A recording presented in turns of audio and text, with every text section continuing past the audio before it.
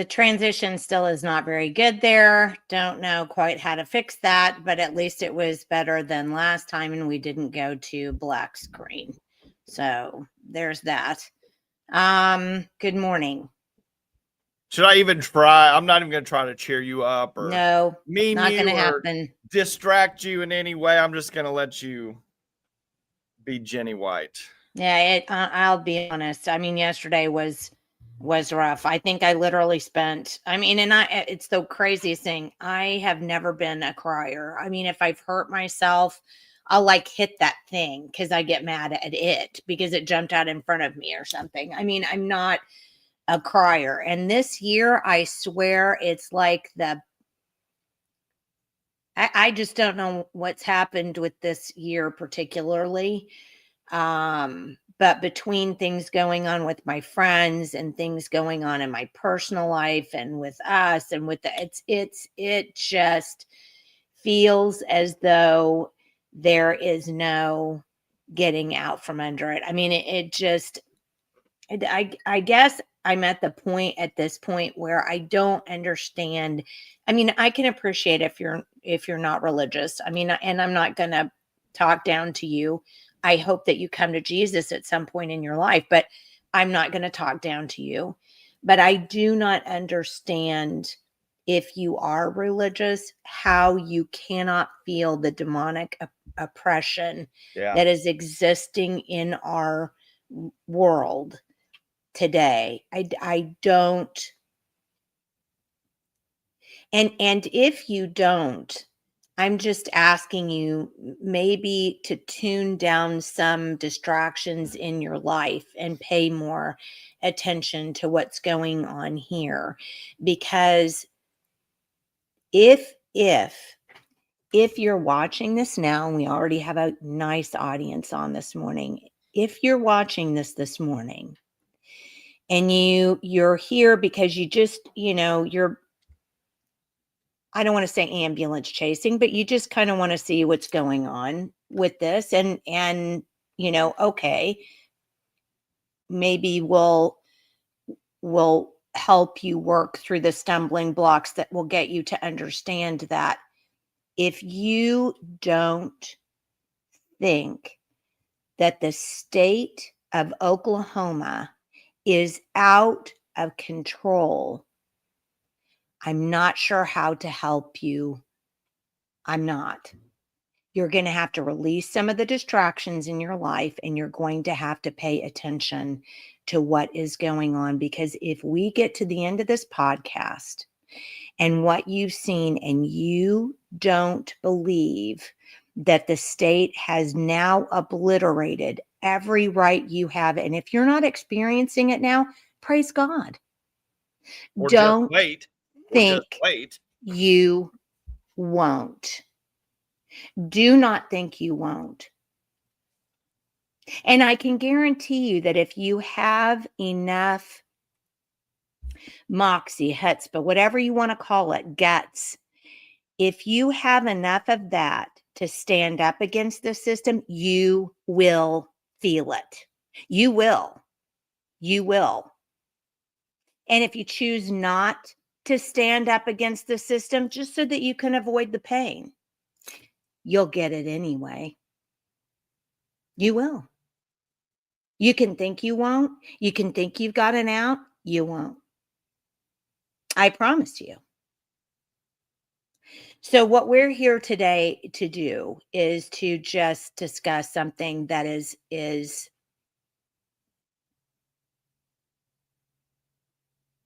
you can use a lot of words. Egregious, horrific. I mean, all of these things, they're just things that you find in a dictionary. You need to see what's going on.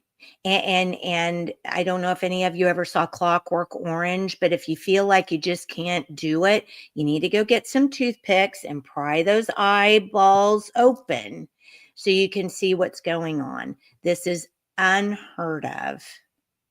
Unheard of. But let me say one other thing. This is in your face at this point. But there is so much medical nonsense going on right now. If you didn't watch our interview with McMeow the other day, Yeah. again, you need to go back and watch that. We are pawns. We're just pawns. We're not the government anymore. We're the people. We're supposed to be the government. We have abdicated our jobs, and now the government has taken over us. And there's nothing to do but to get it back. Nothing. And if you don't want to do it, get off. I don't need to talk to you. Go away. Go find a little island and think that you're going to hang out there by yourself and nothing bad's ever going to happen to you. I just have never been so angry and so, I mean, just crushed in my soul as I have been this week. It's just been, Lisa said it. And you know what's scary, Jenny, is, and we've talked about it multiple times on here, we've said it's probably going to get worse before it gets any better. And this is one of those, it's getting worse. You know, how much worse is it going to have to get, especially on the medical tyranny side, which I was going to use the word demonic. It is demonic. No. I'm with you. Go ahead. I'm sorry. I just wanted to tell you, I'm with you. It's unbelievable how, I kind of think of it like we're still a pretty small community here in Oklahoma. I mean, it's not, we're not like just, completely separated. We still have, somewhat of a community feel, I think, and I just can't believe that people are allowing like what we're going to talk about to happen and not just massively banding together to get these kids back, like Dana's son. I mean, it's just unbelievable. Oklahoma is not what people think. We've been barely hanging on regarding Oklahoma, DHS, CPS, Tulsa elections. Yeah. Tulsa crime. I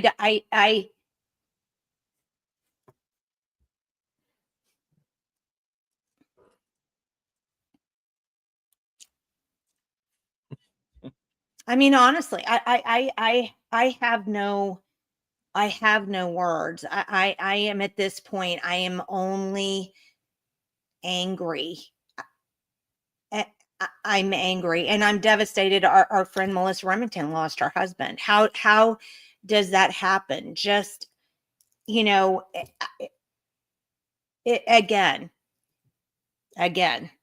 All right, let's not, Julie says we're California 2.0, and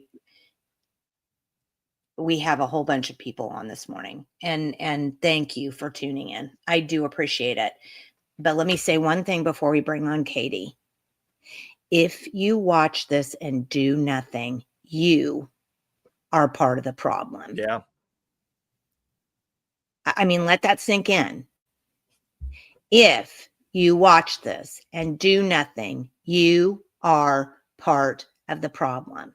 And you may tell me, oh, I don't know what to do. You have to become involved in Oklahoma politics.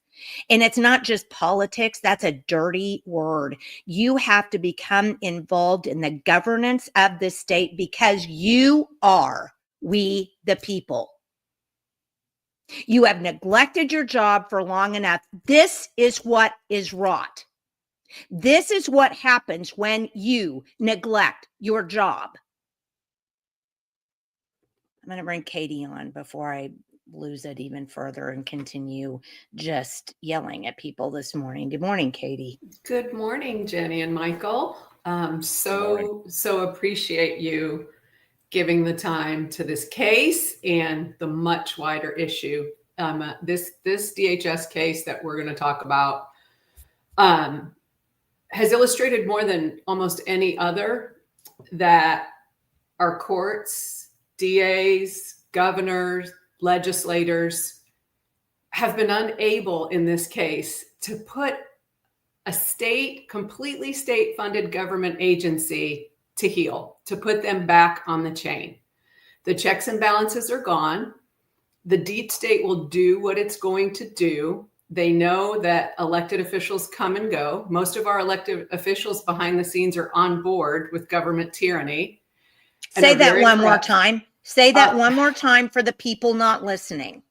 Most of our elected officials, and I'm talking about at the highest level in Oklahoma, are on board with government tyranny through our agencies. They get in front of cameras and say how they align with Trump's agenda. And behind the scenes, they're absolutely useless on this. We have a handful of amazing legislators, and I say a handful because that's about what we've got, who have fought directly on this case, have fought to restore the rights of this family and get this child out of the hospital. And there's been a lot of talk from the people who can make that happen.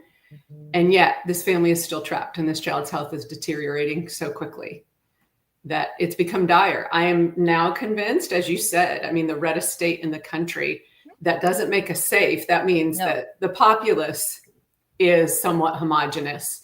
It also means the populace is dumbed down. They're propagandized because this stupid red state bullcrap is what's propagandized people into thinking we're a red state. That can't happen here. Shut up. It's a lie. It actually means, it actually means that we are more targeted by those who oppose the ideals of the people of the state. We are absolutely more targeted. We see it played out in other similar states like Utah. Utah is suffering all of the same things that we are, and they're being targeted from above. But why don't we get into this case and talk about some of it? Because I know people have a lot of questions about how does this even happen? I'm going to make this as big as possible just so that folks can really see. So this is Presten. Presten is a 17-year-old. He is autistic, highly functioning autistic. Presten can tell you exactly what's going on. He can tell you everything about what treatments he had at OU Children's before, why those treatments ended. He can tell you everything about the treatment plan that he was on at home that he feels helped restore his health and made him feel better. And he can tell you everything that's happened in these last 2 weeks that's led to this state. Now, let me point something out before you continue. Katie, you've been to see Presten. You've been to the hospital. You've talked directly to Dana. There's a thought process out here that somehow we need to be quiet about this and keep it all under wraps because we're not communicating with the people who really matter. Can you set that bullcrap to rest, please? Yes. 2 days ago, I was invited by the family because Presten personally wanted his voice heard. He wanted to tell people what was happening to him. He's been watching. He has devices in the hospital. And when he can, he's been watching. He watched the coverage outside of a court hearing related to him. He's watched what different people nationally are saying in podcasts about this case. This case is everywhere. And the one thing that was missing is that no one gave him a voice. And his mother very much wanted him to have that voice because Presten wanted it. So she invited me, and I have to thank Dana Mooney. I don't know if she's on today for trusting me with that because that's a huge amount of trust. She has been, the two of them have been in a hospital room. And for most of the time, DHS has had a babysitter there 24/7. And there was a camera watching mom to make sure she didn't do anything out of compliance with their orders in the hospital's treatment plan. It is the most oppressive thing I have ever seen. It is trotting all over the fundamental right to guide and raise and care for your own children. Well, and we need to have a specific discussion about that at one point, because that alone, people making money to sit there and they can't even do anything. They just sit there and like it's an intimidation factor. It makes me disgusted. It's like a gulag tactic. Like we're in Russia and it's a gulag tactic. It absolutely is. Not only can we reach in and take your child who they had restored to a quality of life where he was happy, bring him here and do this to him, but we're going to label you as so bad as a parent that we're going to have a prison guard on you. So it was very, very difficult. And to have her trust me to come in to tell his story, I'm honored by that. It was a very difficult interview. We had to stop and start. There were people coming in and out doing things to him. Every minute or so, Austin cries out in pain. Don't. Oh my God. And I just want people to know what this family is going through. And that's really was the point of the article, to lay it out, make people understand how duplicitous this agency was in their initial interactions with them, and how they led them down a road that they were going to work with them and they understood. And behind the scenes, they were seeking court orders. They hadn't even looked into the treatment plan that he had been on.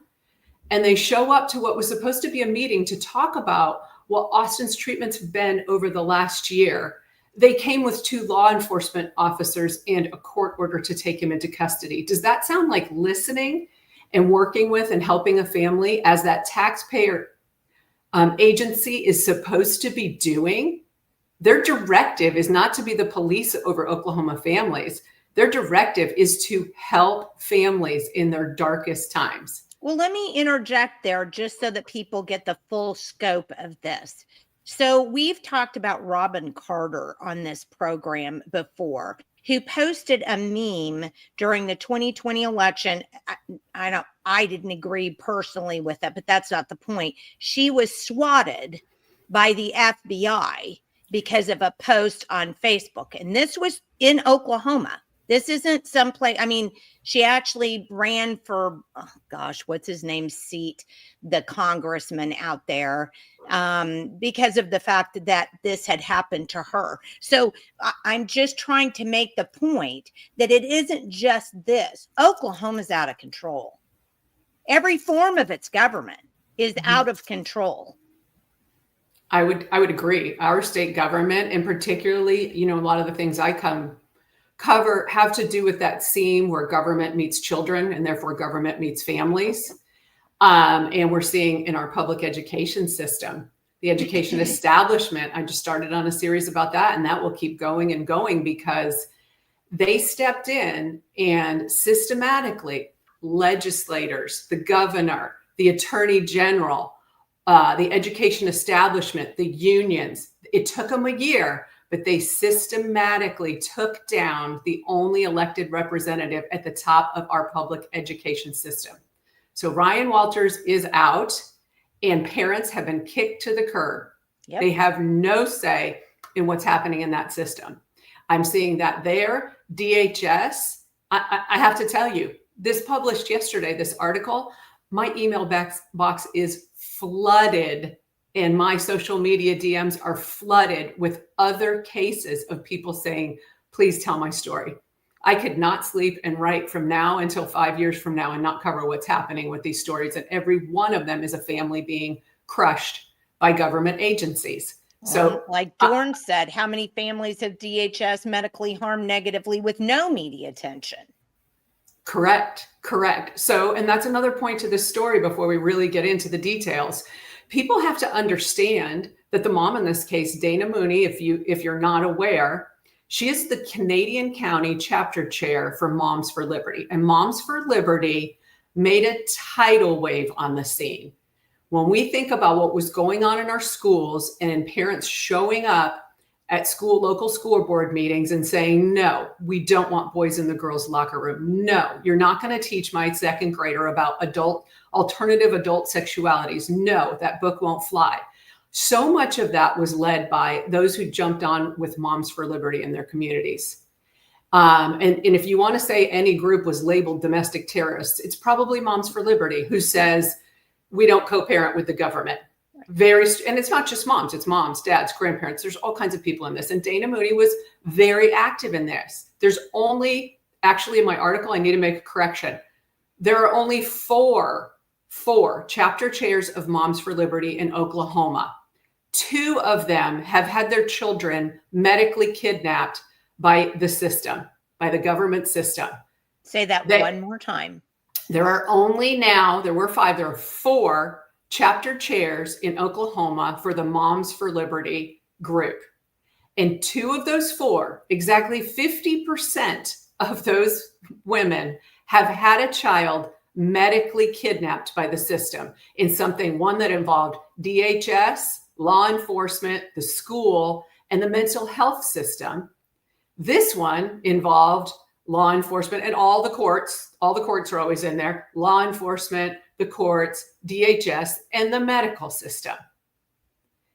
You can't, those kind of odds are really hard to get past. You can't help but assume that we're talking about political targeting here, that these agencies haven't now been directly weaponized against Oklahomans who disagree with the prevailing ideology of our deep state.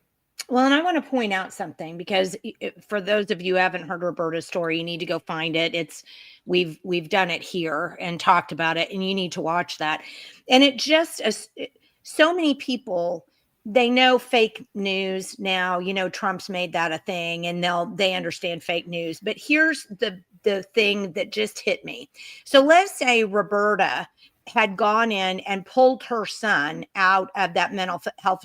Just walked in and pulled her son out. Well, they would have arrested her, right? They would have put her in jail. And then the news media would have come alongside.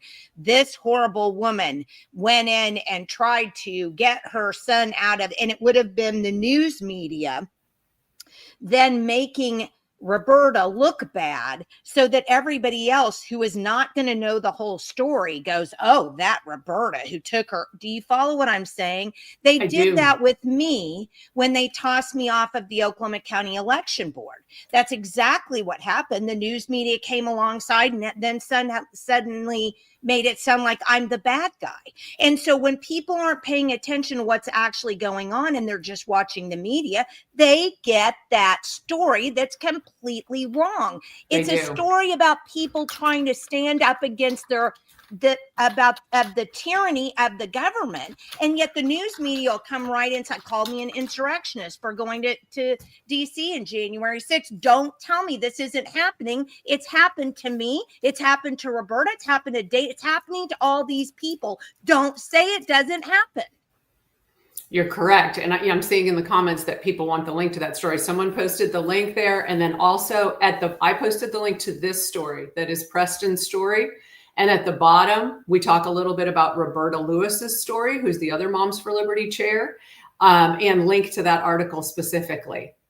And you can go to the Rope YouTube channel, the Rope Report YouTube channel, and you can search. There's a search bar there. Just type in Roberta Lewis and it pops right up. Mm-hmm. And then you will get to hear Roberta tell her own story, which is the great thing about your format. Yes, we're seeing all over such inconsistencies with all of these stories where the Oklahoma government seems to think it owns our children. In this particular case with Presten, there's some real irregularities in how this went down legally, as there were in Roberta's story. In Roberta's story, there was a point where he was taken to Oklahoma County. She was out in Pottawatomie County. And by the way, Roberta Lewis is running for a House seat out in Pottawatomie County because she's fighting this kind of thing directly. So take a look at what she's doing. At one point when her son was taken, she dropped a healthy child without mental health issues off at school. And within hours, he was sequestered in the mental health system. So they took him to Oklahoma City at SMS, which used to be St. Anthony's. And at one point she said, no, I don't consent to these treatments. I'm taking him. And they said, well, we've gone to the Oklahoma County District Attorney and she signed off to keep him. You know what? It never happened. It never happened. It was a complete red herring, and she thought he was in their custody and he wasn't. How duplicitous is that? In the Lincoln Lockman case, which was DHS, taking a baby unlawfully away from parents, withholding evidence from the court about the parents, and giving him to a same-sex male couple, one of whom is a child molester who ended up killing himself. In that case, when the parents pressed their legal right at 6 months, when the case hadn't even been adjudicated, that they hadn't even proven why he was in custody to the court, they said, no, the law says he's back in our custody. Well, they said, no, we worked with law enforcement, went to the court, we got another emergency custody order. That order doesn't exist. I've looked at all court records. So they are so far outside of law in these cases. They know they have no accountability and they are running at will. And this is how agencies get weaponized because there is no accountability. That's exactly right. And I want to put this in, Jenny, that's exactly what they're doing in the social media sphere. They're saying the most horrific things about Dana, not the disgusting government agency who kidnapped her child. And Jana makes a good point. And now they're coming for the constitutional homeschoolers who are trying to get out of the system because they need to get them back in to control them too. So this is just, I mean, I don't even know how to explain how bad this is. Well, Jenny, real quick, I posted that first post I put in there was the short. That was when we had the broken trust with Dana and Roberta on there. So that first one was the short. The second one that I just posted was the full episode with all of it. I don't think we did just a single one with just Roberta. I think we did Roberta's within that because I typed in Roberta on there and it didn't come up. Well, isn't that interesting? That you at the Rope Report, who've been standing for parents' rights for years, had on 2 Moms for Liberty chairs in Oklahoma, and now we're 2 for 2 with agencies lawlessly taking their children. Kind of need to absorb that for a second. Okay, I'm going to start to talk about this case because I want people to understand what it really is, because that was a great point that someone just made. They're trashing this mom online, and it's like everything the media does, it's the opposite. So there are some dates here, and I want to tell you, there's been a real controversy on this case, and it's really showing how our embedded state agencies are distorting laws about privacy to protect themselves. Okay, so there's been insinuations against the family that if they talk about what's happening here legally, because this is a juvenile deprived case, anything that our child welfare under DHS does in court is within a juvenile deprived docket. Okay. And there are privacy laws that protect the information of the minor and the minor's family. The system has now so weaponized that law that they've distorted the spirit of the law. And they're saying that even the family involved cannot talk about their own case. As someone who used to work for DHS, I can tell you that that is an absolute distortion. You are trained that those laws protect the family.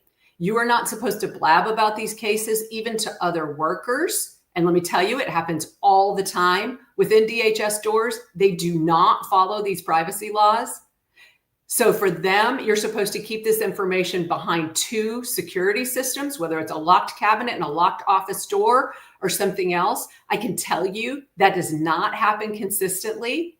So they're flippant about these families' private information, about some of them who are in just the most horrific of circumstances and need help.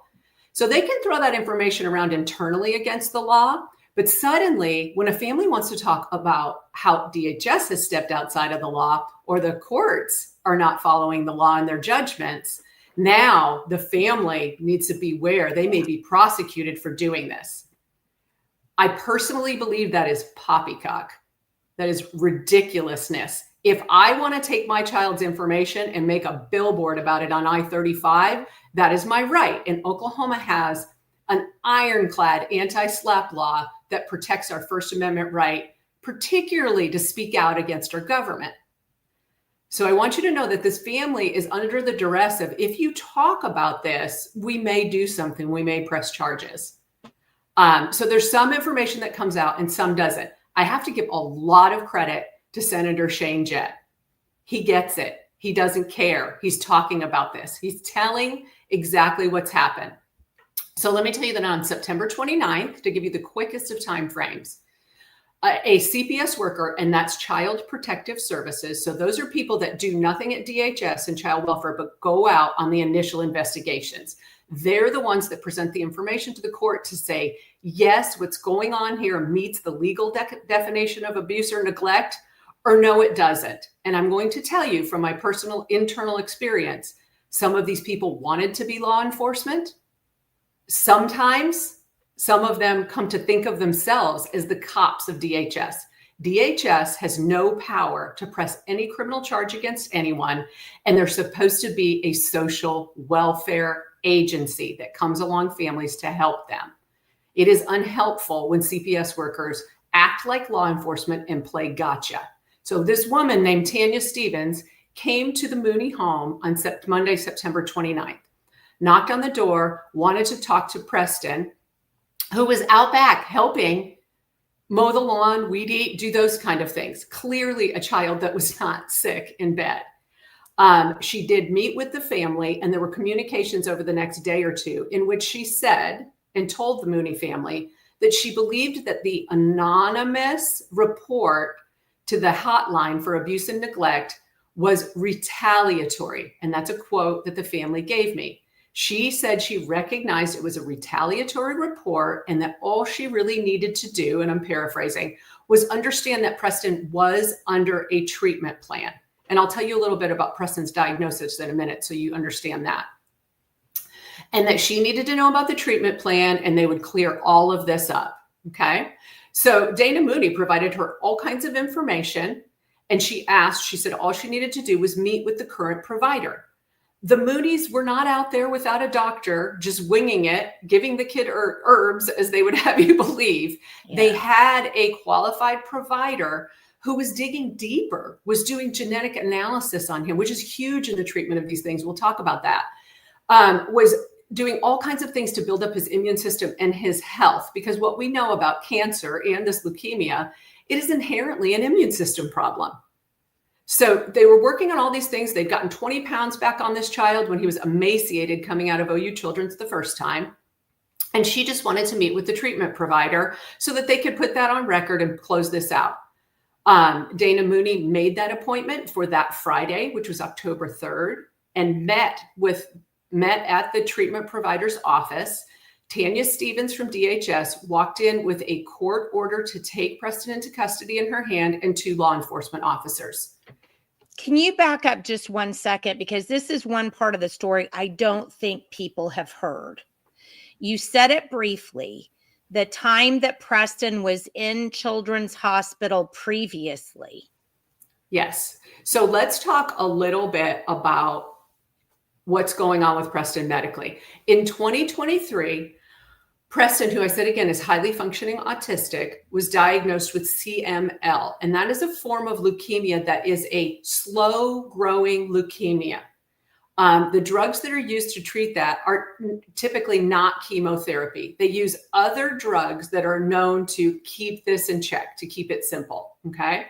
That is not necessarily how OU Children's handled it the first time. So he sought treatment there, he was diagnosed there, and the treatments that OU Medical were doing, the family said were harmful to his health. And like a lot of families who are trapped in a system, they couldn't get out. They knew what would happen. They knew that they would be targeted then. So they basically said, yep, we're moving. We need to go find different treatment. Give us his records. We'll move on with this someplace else to get him out of there. Now, I've heard that same thing in the mental health system with families where their child was checked in for self-harming or something was going on, or there was a tragedy in the family. And suddenly, while in treatment, oh, they're trans. We're socially transitioning them. If you don't go along with it, you're not getting them out of here. So they have to say, great, my boy's a girl, give me their records, and run for another state is what's happening.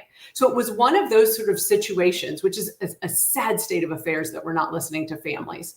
So they then found another provider and started on an entirely more holistic and genetically tested basis to find Austin's deficiencies and start to treat him in a very different way.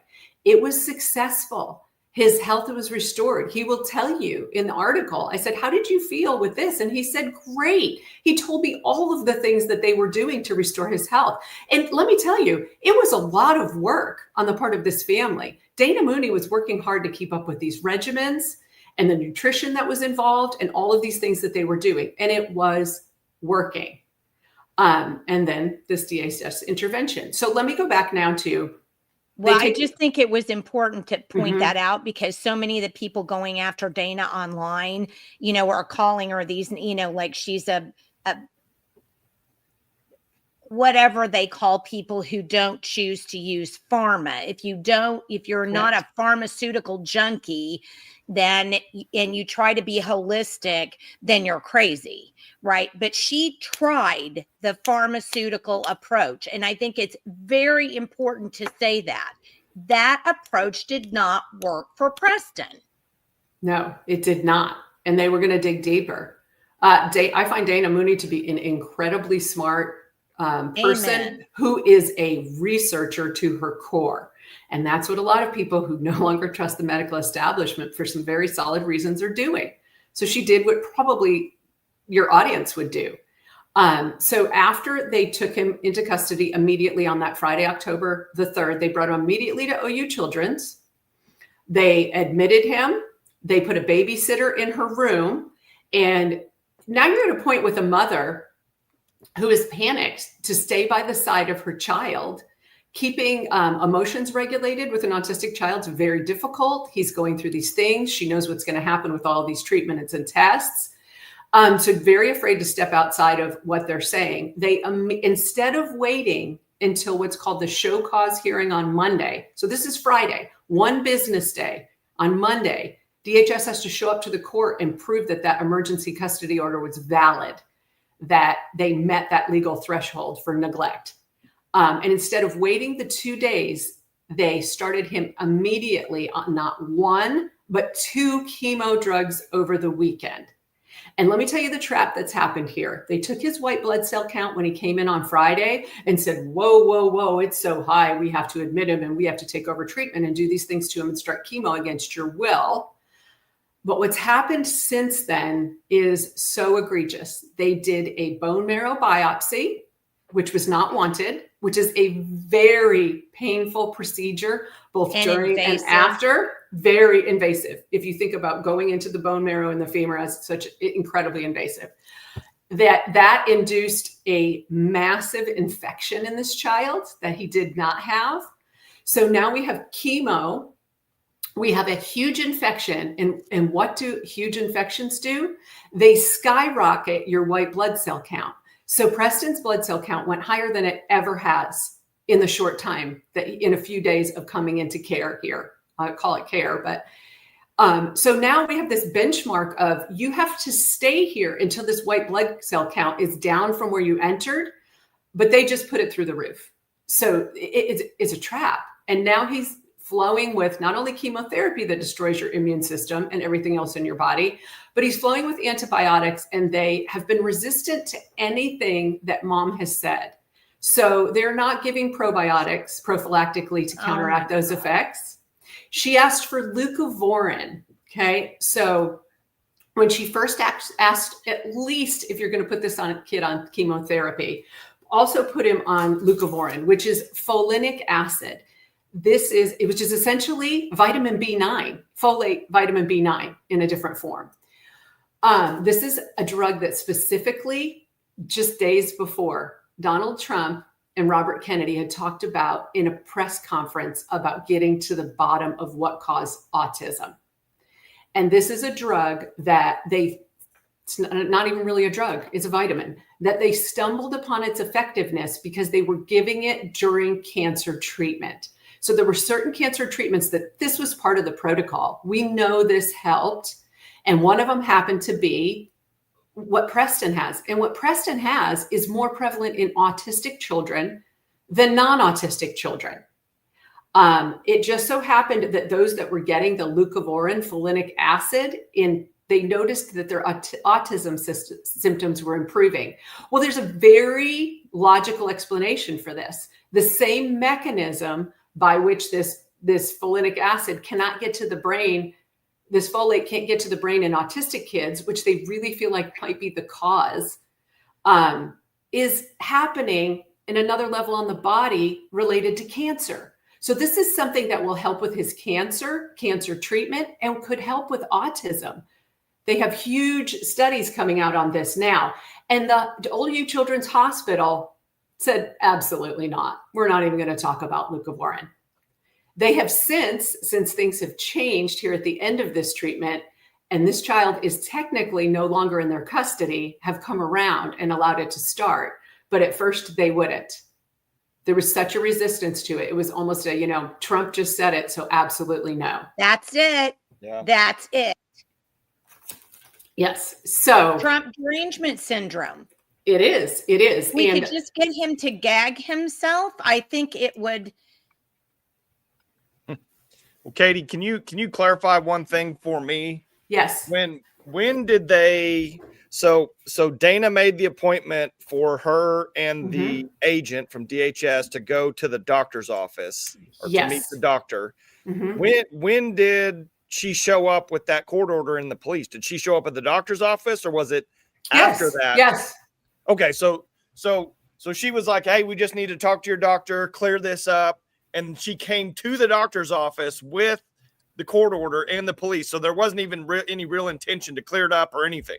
No, she had not sat with the doctor. She had not learned about the treatment plan. Wow. She did not know what was going on. What she did was in the background, and Mom can see that in the notes, the medical notes for the hospital. She went back to OU Children's and got the former doctor who has not treated Presten in over a year to determine that Dana Mooney was outside of medical advice in what she was doing. She did not sit down with the current provider, learn about his progress, learn about the treatment plan, learn about any of it before getting an emergency custody order. And she showed up to that meeting.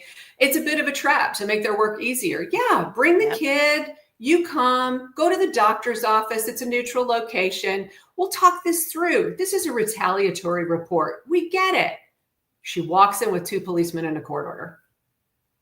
Can you put Presten's picture back up there? Yes, I can. Do you want to go down to the other pictures? Okay, so let's talk about where Presten is now. And in the article, we tell all of this. We tell the timeline of what happened there. We tell what DHS did. I do want to talk about DAs at some point. So this is Presten, and this is Presten on September 29th. This is DHS had come to their home that day. And that evening, he's bowling with his family. They have a great tradition of family dinner night where they get together with extended family and they have dinner and they go to different places or different homes or whatever. So he's bowling, he's eating dinner with his family. And this was him 2 days ago. So you can see the massive inflammation in his hip. That is from the infection from the bone marrow biopsy. And you can see this is him in the corner here lying flat. So you can see where the bone marrow biopsy, which is a needle that goes in, but if you look around it, you can see what's happening there. I can't take it. Oh my God. Honestly, it makes me so mad. I want to hurt people. I just do. I'm so angry. Right. Understandable. He, during my interview, we had to stop several times because they came in to poke him and take blood multiple times within a 2-hour span. And then they came to take him for an MRI and he was unable, an MRI is where you go into the tube and they do the scan and it takes some time. He was unable to complete that procedure because he was crying out in pain. His mom said, no, time, we're not doing this to him. You've got to get him out of there. Just getting from his bed to the wheelchair was an incredibly painful thing to watch. And I think you need to show the picture of him bowling and then the picture of him walking. I think maybe that's at this point what we need to do. There he is bowling. He's bowling with his family. Let's show the 2 weeks video ago. of him walking.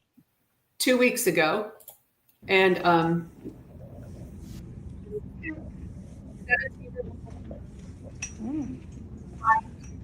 walk with a walker. He can't even walk with the walker. No, he can't. And I think you probably aren't hearing the audio because it's coming through I don't want to hear the audio. I've heard the audio. I can't take the audio. Yes. So this kid, but I thought it was really important for people to hear. This is what's super important here. Presten is 17 years old. 17. 17 years old. In a matter of months, not years, he will be making his own medical decisions. And I want to go through some of the quotes that he gave me. he was very specific. He was able to tell me everything that was going on with his treatment again in very vivid detail.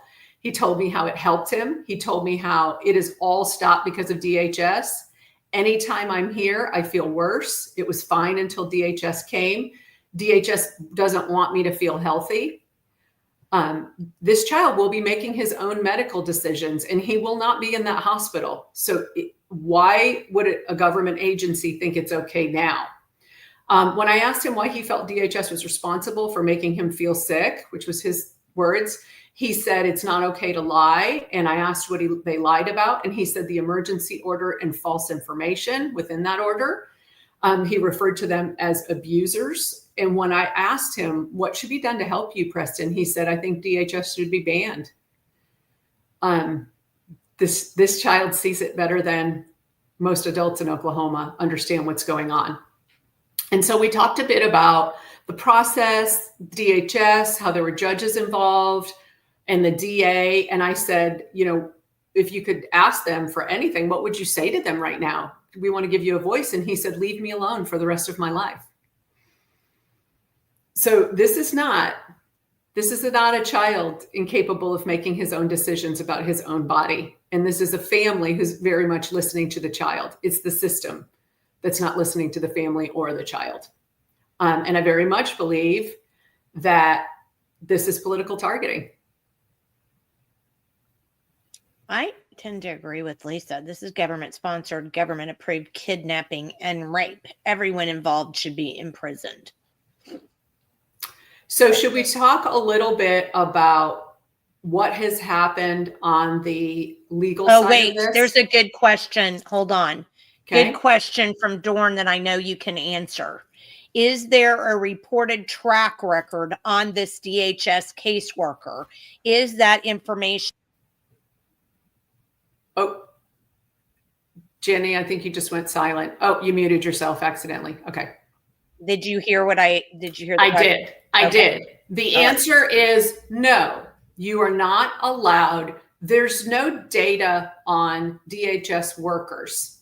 There's nothing to say. So the mandate is that DHS workers are supposed to do everything possible not to take these children into custody, and reuniting if it's absolutely necessary and it meets the state statute for abuse and neglect and they have to be removed. The mandate is that they be placed with family and that they do everything possible to reunite those children with their family. We don't have any data to say, is a worker successful at that? Do they even understand the mandate, and are they working toward it in their cases? Do we have workers out there that work on cases where every child is taken into custody? We don't know. We don't know the data on how many times a worker has been overridden, particularly a CPS worker, overridden by the court where they go to their show cause hearing and they cannot show cause that they had taken a child away from their family, which the removal of a child from a family, I don't care if it's for 3 days, causes harm. We don't have any of that data. We're not allowed to know. Well, you had told me, I thought that you had some information on this particular worker that indicated that she had lied. Actually, so I can say this. I was not inside the court hearing, but information was coming out of the court hearing that this particular worker, her name's Tanya Stevens, was informing the court that Dana Mooney had not fed her child, that he was thin because she was not feeding him. And she based that report on the current provider who had been treating him more holistically for a year. I happened to be interviewing that provider outside of the courthouse at the time. And that provider, when she got that news that she was being quoted in that way, said that is absolutely incorrect. We've put 20 pounds on this child. She was talking about the treatment plan and what they were doing in his genetic testing, and she was irate. So the attorney for the Mooney family stepped out and asked that doctor to come into this closed hearing so that she could express that that was not true. And what I can tell you afterward is that I was told that that was a misconstruence of completely right sentence. So they can take something out of context. Let me give you an example. This is not what was said. I could say, I do not feed my child peanuts because my child is allergic to peanuts. And DHS can tell the court, I do not feed my child. That's the kind of situation we were looking at. Because DHS has no accountability and the checks and balances have eroded, they can say anything. I hear over and over and over again from families that come to me, DHS just lied in court. They just lied about things. I know that to be true in the Lincoln Lockman case. They lied and they omitted evidence that mom was clean from drugs, that her baby was clean from drugs when born, that mom had been in treatment for months. So this is the difficult part. The law.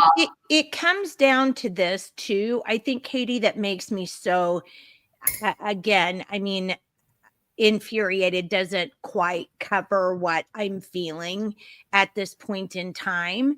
But I guess the point of the matter is, let's go back to the pedestal putting. I mean, Michael, you and I have talked about this on this program for as long as we've had this program. We have this pedestal thinking. Oh, my legislator. Oh, he's so much better than me, or she's so much better than me because they're a legislator.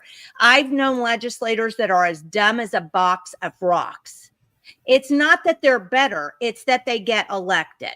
Yeah. I've heard the same thing about police officers and teachers and firemen and this and that and the other thing. It's like a government worker somehow is on this pedestal because of the fact that they're a government worker. Crap. That's crap. These people are just as susceptible to the human condition as anybody else. And in fact, I would say because of DEI and the way we've been doing things in the past 10 years, we have more people in there doing worse things to people, thinking they're better than the people they're serving than anything else. Well, and as we've seen the progressive ideology move into our agencies, that's what we're starting to see. And you have the left who just okays all of this. They love all of this. They're out on social media. Well, the government knows best. Well, big pharma knows best. Well, and then just denigrating the rest of it who are like, leave me the hell alone. Yeah. What do you not understand about that sentence? Well, and I would go one farther, Jenny. I would say that there are people that specifically seek out those positions to hurt normal, regular Christian, moral families. They go and, they know they're not going to make a lot of money. So they sacrifice that part of their life to specifically go hurt families. And if you don't think that's true, look at all the people out on the internet after the assassination of Charlie Kirk. Oh, we're so glad he's gone. Over and over. Teachers, healthcare workers. These are the people that are supposed to be serving us that don't even understand the dignity of human life. And we're supposed to put them up on a pedestal? Bullcrap. No. And I'm going to talk about now, just moving straight into that we also have district attorneys. I want people to understand how this is supposed to work and how it actually did work in this case. So a child comes into custody. There's only two ways that a child can come into custody. DHS cannot on its own decide that a child comes into custody. They have to get an emergency custody order from a court, right? And the district attorney's office is involved in those processes. So those are supposed to be the checks and balances, that the judge would take a look at it and say, do we really need to do this? And the district attorney would say, I'm probably not going to back you up at the show cause hearing. I don't think you should be doing this.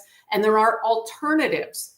Rather than bringing a child into custody, DHS has been pressed because they've had so many problems in taking kids into custody that were not legally neglected or abused, that they can put them into what's called a family-centered services case. That child remains with their family, they remain in their family's custody, and DHS is supposed to come alongside in this voluntary way to provide services and supports and make sure everything's okay for a number of months. So they have all kinds of options that they don't have to do this, which makes it more obvious that this is targeting. So they get the emergency custody order on Friday. They take Presten and they start pumping him full of things. And then they go back to court for the show cause hearing.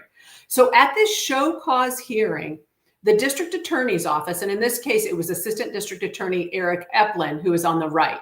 On the left is Canadian County DA Tommy Humphries. So he would be the top prosecutor, and then he has all these assistant district attorneys underneath him. That is normally an elected position. That position was vacated early, and Tommy Humphries was appointed by Governor Stitt to be the DA of Canadian County in December of 2023. And ask how many DAs in Oklahoma have been appointed by Governor Stitt. A lot. So now we have this sort of political connection rather than the people's choice, who are making all kinds of decisions about families. Okay. So what's supposed to happen here at the show cause hearing is that DHS and the district attorney's office present their evidence that not only was the emergency custody order valid, but we're going to continue that and we're going to keep the kid in custody. They couldn't prove that. In fact, and I give District Judge Gass, I give him a lot of credit, because a lot of times you see rubber stamping, and these are 2-minute meetings where they go in and go, yup, DHS and the DA are always right, and they don't listen to the parents. Thankfully, Dana Mooney and her family had good representation, and they did things like get that doctor in here because DHS is lying, right? So Gass said, you did not. And it went for 2.5 hours. Never have I seen a show cause hearing go for 2.5 hours. And then Judge Gass took a 10-minute recess and made his judgment and said, no, I'm not continuing this emergency custody order. This child is not adjudicated deprived. He is not being medically neglected. So you would think the nightmare ends there, right? The Mooneys can take their son out. Wrong. Immediately, Eplin, the assistant district attorney, said, we're going to, and we know this, honestly, this is something that the family isn't talking about. They came out with statements, and the only thing that they would say is the child is no longer in DHS custody. That's all they would say. I was in the system.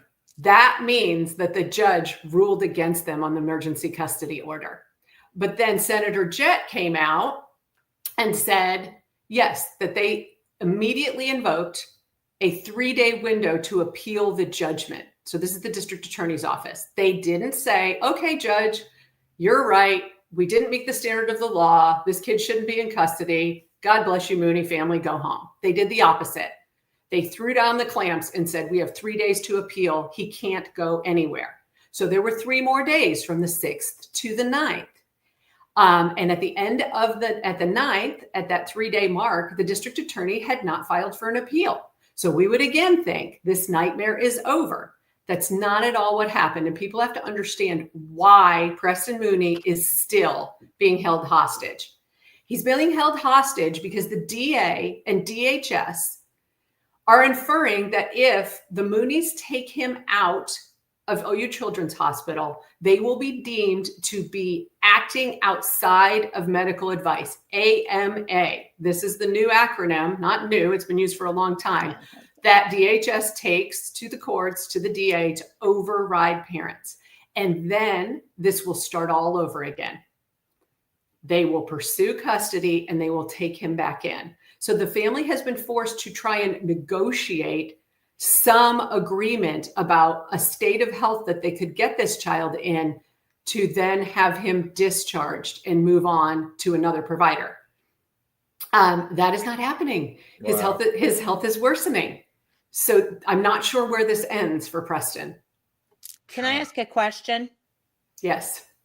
Julie asks, since these are forced medical treatments unwanted by the family, who pays for them? So this is where we get into the government medical complex and finances. The moment a child comes into custody, even on an emergency custody order, and again, DHS can't do that on their own, only the police can. The police can say emergency custody and then move them over to DHS, and they have to prove it anyway. So once a child comes into custody, they are immediately moved onto Sooner Care, which is state Medicaid. Then everything medically, mental health that happens with them is paid under taxpayer dollars. So this is a really interesting and convenient relationship between our state-funded hospital and our state-funded agency, where everyone seems to benefit inside the system when a child comes into custody and is given intensive medical treatments. I have a question that Mhm. just hit me. I wonder if there's a way that we could find an attorney that would file a class action lawsuit on behalf of taxpayers who don't want to be killing a 17-year-old child. Right. Or any of the other things that are happening. Or any of the other things, but sincerely, Yes. particularly. Yes. People, if you understand some of the history of DHS some years ago, and how the solutions have now exacerbated the problems, which we tend to always see in government. You know, give us more money and we'll make things better. And that never happens. Give us more workers and we'll make things better. DHS was sued in a class action lawsuit not that many years ago that resulted in something that was called the Pinnacle Plan. So the settlement in that was, the lawsuit essentially was, you're taking too many kids into custody. Kids are getting hurt within the system at a rate that's incredibly unacceptable. How can you say I'm taking you away because you're unsafe with your parents, and then you're being hurt in particularly group homes, treatment facilities, congregate care? So what happened with that suit was there was a big, DHS needs more money. They can't do this because they need more workers. There's too many kids on each worker's caseload. And that may have been the case, but no one really looked at the fact and really went down to how many of these kids should never have come into custody. Bingo. So what we did was we loaded up on workers, and now we need to constantly keep the number of kids flowing in the system to justify the number of workers that we've got. So the Pinnacle Plan, it sounds like the OTA. We need to bring in more money to justify the roads that we want to build. exactly. I want to clarify this again, because you said, I think Dorn just must have missed it. Is this DA appointed or elected? Tommy Humphries was appointed in December of 2023 by Governor Stitt to finish out the existing portion of someone else's tenure who stepped down. So if Governor Stitt really wanted to help this child, because, you know, he's a Christian. I mean, we tell that all the time. He was at TPUSA last night on the Norman campus because he's a Christian. So if he really wanted to help this child, it seems like it might be easy to just revoke the appointment of Tommy Humphries. And then where does the judgment go? Am I wrong? I mean, maybe I'm wrong. I'm not actually sure about that, how that would work, or if it would just stay within an assistant district attorney. I'm not sure how that would work, but I would also tell you effectively, Governor Stitt is the boss of DHS Director Jeff Cartmel. Yeah, he's an appointed position. He's And then who's position. over Sooner Care now? Well, that's a good question. I can tell you, he's an appointed position. Mhm. He's the son of a man who runs a private school. He passed away. The father passed away, but has a private school in Midwest City, Del City area. And Mr. Bullard is now the person who's over Sooner Care. Again, another Christian. I can't imagine he doesn't know how this is going on. It would seem to me that somehow somebody could be doing something. It seems inconsistent with the proclamations of Christianity that we're seeing in this government, that somehow this child has been in custody. What are we on now? 11 days? 13 days, and nothing has happened. I mean, maybe call me judgmental if you would like. I just can't figure this out. What I find almost most egregious is I was in the room trying to finish this interview when his treatment team came in at OU Children's. And I witnessed that mom was the one. You would think if you saw the condition Presten is in, and if you could hear him, you would have been moved. And so this 3-person treatment team came in. Mom had begged them off the previous day of doing chemotherapy because she wanted them to just wait for these really strong antibiotics that were racking his body because of the infection they gave him from the bone, from the biopsy, and his white blood cell counts were so high. She said, can we just wait? Can we let this child's body catch up? Can we not do that right now? And they agreed to one day. They came in and they were talking about how they were going to start another chemotherapy drug the next day. And so mom is having to tiptoe around to not seem like she's against their treatment plan for fear that they will then take him out of her custody again, and she won't even be allowed to be in the room. And the fear that that much cause, I can only imagine. So knowing that these providers weren't the ones saying, wow, our treatments gave him this infection, we need to slow down, we need to let his immune system catch up. No, they are full steam ahead. And she is the one, she can only tap the brakes. Even though he's in her custody, she does not have control of this. So this is a good question. Steve asks, did Dana speak out against this DA at all prior to this? I don't know that. That's an excellent question. An excellent question. I mean, we do know she's been extremely vocal about things that are going on in the public schools there. And she's been on your program talking about a number of subjects. Numerous times. And she's even spearheading a system by which citizens and grassroots groups can better track legislation. We have such a problem with bad legislation getting through. Every session, they flood us with thousands of bills. They're impossible to track. And the good groups can't even weigh in on them. You think you're stopping one and another one slips through with the way they've concentrated power into leadership in our legislature. And she's working on a collective system to allow all those that are watching out for that to use this system. I think that that's a massive threat to the powers that be. Katie, I know you mentioned that Tanya said that that was an anonymous,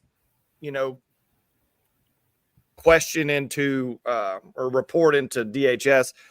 Do the Mooneys have any idea where that came from or who it was or anything? They don't have confirmation of that. And that's another thing that's really difficult. We do understand, again, it's the spirit of the law that they're distorting for their own protection. So the spirit of the law is that, let's say you're a teacher or you're a neighbor and you really see something concerning going on with a child. A child shows up to your house with a broken bone that they aren't treating, or a child hasn't been fed, that you would be able to call anonymously and get some help for that child. We get that. That's the spirit of the law. But it's also a huge opportunity for the system to turn against people that they politically disagree with, okay? The family, Presten did share with me that he believes that it's his maternal grandmother who's estranged from the family and has a conflicting relationship with several members of the extended family, that it could be, but there is no confirmation of that. There could be no family member. We don't know if this referral, as they say, came from inside DHS. And let me tell you why I feel comfortable saying that needs to be on the board as a possibility and investigated. If you'll remember, Daryl Doherty, who was up in Payne County, was part of filing a grand jury petition to investigate the courts and DHS and their malfeasance. He was then thrown in jail on his own case for trying to protect his own child on $1 million bond, which is political persecution at its finest. He has an email that proves that DHS does make false accusations and anonymous tips to the hotline to try to frame their clients. Wow. So he had written an email to a supervisor in DHS. I don't remember the exact, he actually provided it to me. And he had copied everyone in DHS that was in that unit or around that situation and was asking for some relief concerning his child who was at risk of abuse in the other household. And whoever the supervisor was, instead of sending it just to one of her underlings, accidentally copied all, including Daryl Doherty. And in her reply, she was instructing that other DHS worker to make calls to the hotline as though they were Daryl Doherty, so that they could peg him as being just a repeat crazy involved in some bad breakup, sort of constantly pathologically reporting something that wasn't true. That's in writing. I've seen it. So we know they can't be wrong. And if they're wrong, they have ways to crush you. So this is a good question as well. When will Presten be 18? Is there a possibility he'll survive long enough to legally stop this, or will his autism diagnosis give him authority over them even as an adult? Because I texted Dana the other day and asked her, I said, is there any way that Presten can emancipate himself? I mean, can he do that? She did not elaborate. She just said no. So do you have any more data on that? I don't, but that has been in my mind as a fear. So he is closer to 17 than he is 18, I will tell you right now. So it's going to be some time. If they did try to say that he was not intellectually competent enough to make his own decisions, I would vehemently argue against that. Having talked to this child in the middle of what he's going through excruciating pain, he was absolutely aware of everything that's happening. He knew all of the details. He knew what helped him. He knew what didn't. Let's go beyond that. I mean, all you have to do is talk to any of Dana's friends at the Moms for Liberty when she would take him to the meetings. He discusses things with them. He is a bright, articulate, very functioning, articulate boy man. He is. Ask anybody that goes to a meeting where she takes him. I couldn't believe that he could give me the information he could, given his medical condition right now. So I'm incredibly impressed with Presten. Yes. Are there any other questions, things that maybe we didn't cover? I've starred a bunch of comments that I feel like we need to go back and get to, just because I wanted to get through this. But and there's happy usual Dana. I think you pulled that from our last, I did. Yeah.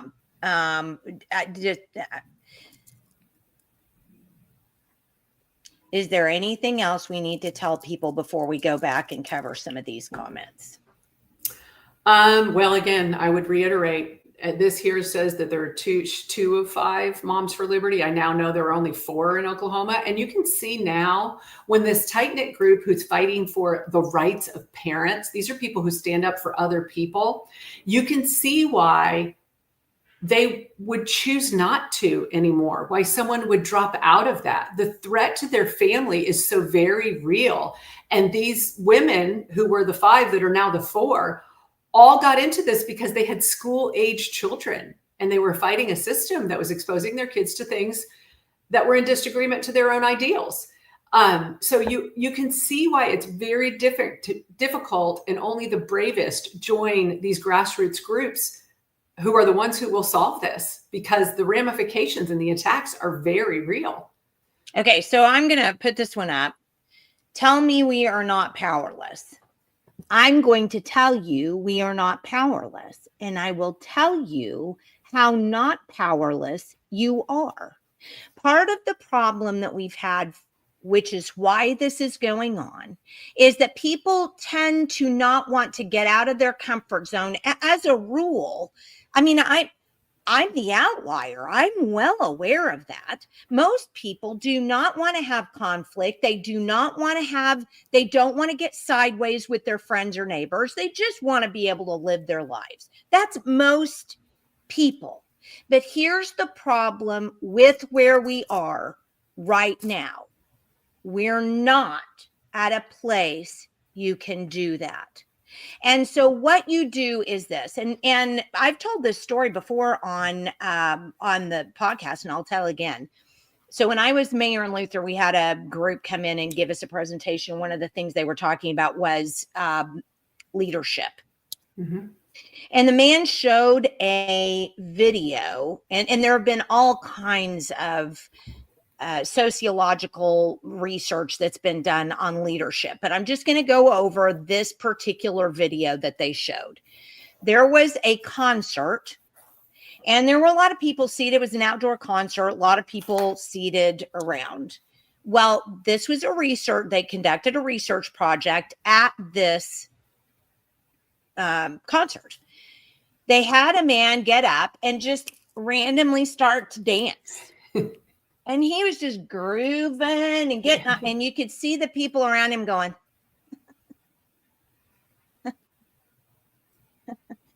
everybody was a little uncomfortable. They were like, what's the matter with you? Simmer down. Everything's okay. Well, the dude didn't quit. I mean, he just kept going and he was having a great time. And after, no kidding, about 15 minutes, somebody else was like, you know what? That looks like fun. I'm going to get up and do a little groove too. And after that 15-minute mark, and the second person who stood up to dance with the first guy, now there were more and more and more and more, until almost by the end of the experiment, there were more people dancing that were sitting. Did you understand the meaning of this parable? Yes. And on the screen is a great example of that. That is Roberta Lewis, who, when this happened to her, she's the other Moms for Liberty chair that they kidnapped her son. When it happened to her, she didn't even think about sitting down. She's running for the House of Representatives. These are the people. And this is what, as a journalist, what I think is so interesting. The powers that be think that the people are going to go away and take yes, this. That's and what I'm seeing, that's what the deep state thinks. And what I'm seeing is that there is no way. The groundswell has risen to meet it, and it is multiplying. And I will tell you this, they also believe that the independent media is going to go away. And what have we seen? Nope. There are so many outlets now in Oklahoma doing incredible, truthful, investigative journalism. I'm proud to say that these folks are in the independent media network in Oklahoma. They're amazing. So this keeps happening. I asked for comment. You see comment a lot from Stitt on the legacy media. I asked for comment from Stitt, from DHS Director Cartmel, from the district attorney's office. Not one has gotten back to me. In fact, DHS Director Cartmel has never responded to any of my requests for comment. Do they think then that they control the narrative? It's not happening. We're going to print that you're not talking to us, and there's no trust in the legacy media. The other thing that just floors me about this is something Michael brought up and sent to me the other day. As I'm sitting in this hospital room and I realize this system is crushing this family, that Austin's medical issues may very well in the first place. Preston. You mean Preston. That's right. Presten. I'm sorry. Preston's medical issues may very well be the result of a childhood vaccine schedule that the same system pressed upon them. Michael, when I watched that documentary you sent to me the other day, I was floored. We finally have the data between, even though the people who came up with the data are too afraid to stand up and say it out loud, we have the data between the health outcomes of vaccinated and unvaccinated children in this country. And it is egregious. What all of us always knew, especially, I came on your show about an article about the rise of autism in Oklahoma, and a one mother story about how she knew that her son, who's just barely older than Preston, changed immediately after a set of shots. So this system that's caused the problems is now trying to crush us into submission about their solutions. So I want to point out, because this is actually kind of amusing. So I know that Sandra Trawick is on this morning because she's made numerous comments this morning. And as soon as you started talking about why it is that nobody will get back with you as a member of the independent media, I was going to say, I'll bet you $10 Sandra Trawick can pop in and tell you why. And she did without me having to ask. Do not forget Senator Grant Green, who is being challenged, by the way, by a man named Robert Trimble. Please get involved in that race. Senator Grant Green, who is my senator sat there and got onto a private We the People citizen, Sandra Trawick, as she was taking a picture inside a committee hearing meeting. She took a picture and he turned around and said, well, he began the meeting by saying there will be no videoing unless you have press credentials. And then Sandra and I both went down the rabbit hole of trying to figure out how you got press credentials. And you can't. You can't, because they decide inside the Capitol who gets press credentials. So how do you like them apples? That's why you're not getting comment. Correct. And I will tell you, as a degreed journalist, there's no agency, there's no oversight, there's no panel. You don't take a test. Press credentials are printed at the outlet. There is no vetting process for press credentials. So then when a government funded agency wants to then vet it, it's completely false. It's only based on their own ideology and preferences. Does that sound like freedom of the press? But you're assuming we have freedom, and that's the problem with everybody watching. Right. They're assuming we have freedom. Correct. Yeah, and see, Sandra's backing me up. We asked for press credentials, and to be honest, I could have filled out the form, and I just got busy with something and didn't fill it out. I still need to do that and turn that in to see if I can get press credentials. But the point of the matter is that a state senator, Grant Green, who is ostensibly, constitutionally, only doing the job given him by we the people, can tell we the people to sit down and shut up if he so chooses. So I think that was a public committee too, wasn't it, Jenny? It was absolutely. I mean, give me a break. Committee. Anybody could be in there. But we did find out, Sandra and I did find out that, again, they are going to screw you. The government will screw we the people. They're the people who pay for all of this, their salaries and everything else. They will screw them. And so, and it doesn't say this on the House, but it does on the Senate side. It says it, and I'm just paraphrasing. I'm not right. I'm not reading it right off of there. That here's the thing, that we can kick anybody out that we want to. So if we don't want you in here, then we can just kick you out. And that's what it says. Did you put that comment in there? I did, because this is an interesting comment. Yeah, it is. This is we know Mr. Brightside from X, don't we? Yes. Very smart, interesting parent who's very engaged in what's happening. So I do want to address this, because we're talking about legitimate media and who our deep state government allows to be involved and cover things, and who they will feel accountable to and even respond to comment concerning. They seem to be unaware that the legacy media is bleeding readers and viewers at an unprecedented rate, and their trust level is very low. They're aware, they don't care. So he asks, our friend Mr. Brightside asked, could I get a brief explanation of Okie Rancher, please? And this, I'm so glad he asked it. It is the perfect example of how the establishment, so government, unions, these NGOs who are involved, all the people profiting from the government while it crushes us. This is NonDoc, who NonDoc claims to be independent journalists, but if you dig on their site, you will also see, right? But somehow they got to moderate the debates at state level seats. How does that happen? But they also brag about on their site about being committed to community journalism. Sorry, I threw that out. Put that back in. Sorry, I was trying to move. Oh, okay. Hang on. I'm going to have to redo it. Wait, I did it. No, you did it. Okay. Sorry.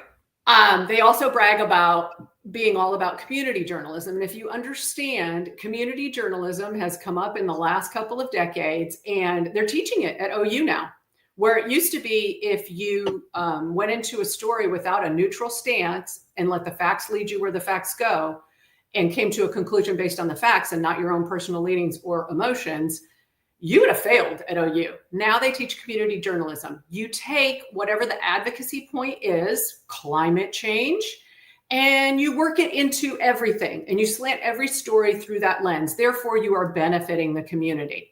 So that helps you. Tell who, because Julie's asking, who is Okie Rancher? What is this about? So Okie Rancher is an ex-personality who's been popping up and talking about some of these legal cases within public education. Okay. In particular, this one is Edmond Public Schools.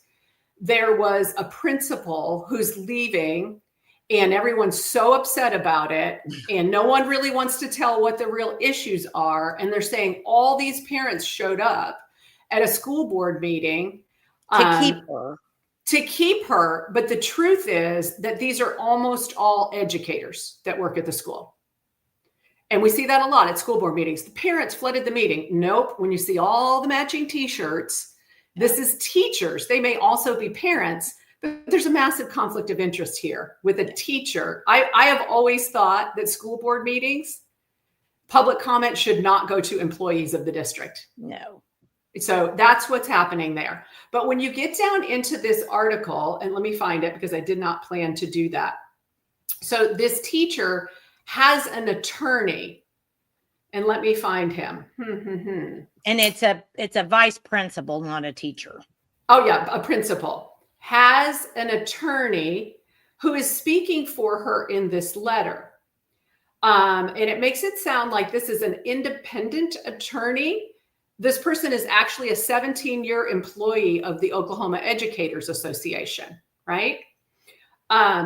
So he is talking about this and saying in this article that he can't really say things about the case because all of that's confidential. So you're left to go, okay, what are these ideological problems that are happening that this administrator stepping down and everyone is up in arms with the district, that she has an attorney, right?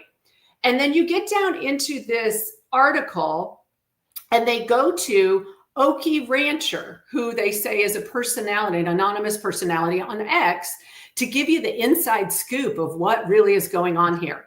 Okie Rancher and the OEA attorney are the exact same person. They are both quoted in this article as the attorney who can't possibly talk and the anonymous source that knows all the scoop. I can verify that. You can too. You were on an X podcast where this person was Okie Rancher and talked about being this person's attorney. Yes. So it looks like we're playing the conservative social media anonymously, and then we're over here on Facebook as ourselves. So look at what Julie said. Thank you for explaining. I've had some discussions with him myself. Glad to know more. And I think the bottom line that you want to get at here is when you see an anonymous personality commenting anywhere, it's crap. If they can't be themselves, then they're covering up for something. And this Okie Rancher is absolutely one of those. He's a member of the system and he gets himself into these conversations as a disruptor to kind of turn the conversation in a different way or make you think something that isn't really what's going on actually. So exactly. And it's also an excellent example of how the left-leaning media will participate in it. Yes. To the point. What kind of a journalist are you if you're going to act like you didn't vet those sources enough in talking to the same voice, probably at the same number? We don't know. How aware was NonDoc that this is the same person? And if they weren't aware, there's no good out on this as a journalist. Well, and let me ask you this, as a person who went to journalism school. So how many times when you were in journalism school, and I'm not going to be snarky and say, did they have social media back then? But I was going to say this. Can you imagine from your training as a journalist that it would ever be acceptable for you to quote a social media personality by which there is no way to verify their veracity? No, it was verify, that journalistic ethics. And then it's also, saying. the quote is, I don't care if the mother's your source, get a second source. Uh-huh. Right? But Yes. this is the lazy ass journalism that we have now, which is absolutely the way that, you know, for a fact, all it's meant to do is propagandize you. All right, can we go back and start looking at some of these comments that I've been keeping? Absolutely. Yeah, there's a lot of comments. Yeah, I stored Let's a talk whole through bunch them. of them. Sandra made a point. This was really an important point, I thought. Shared to a bunch of natural moms groups, most of them likely to have no idea this is happening. People need to know buying organic onesies isn't going to cut it if we don't have the freedom to decide how to treat our children. I thought that was perfect, because we somehow think, well, you know, look, I'm supporting all local and I'm buying. That's not just all we need to do. I'm not saying that's not important. That's not what I'm saying. But I'm saying there's way more to it than that. Snap out of it. Mm-hmm. When DHS shows up at your door, you have no rights. You're guilty and have to prove you're innocent. And I kept this up here for one reason. Because I do believe this, and I'm interested to see what you guys think as well, but I do believe this 100%. I believe that the entire idea of the Marxist plan, and you can look it up, it's in the congressional record. I mean, I have a book over here of it. I'll put it up later, where you can read the whole thing.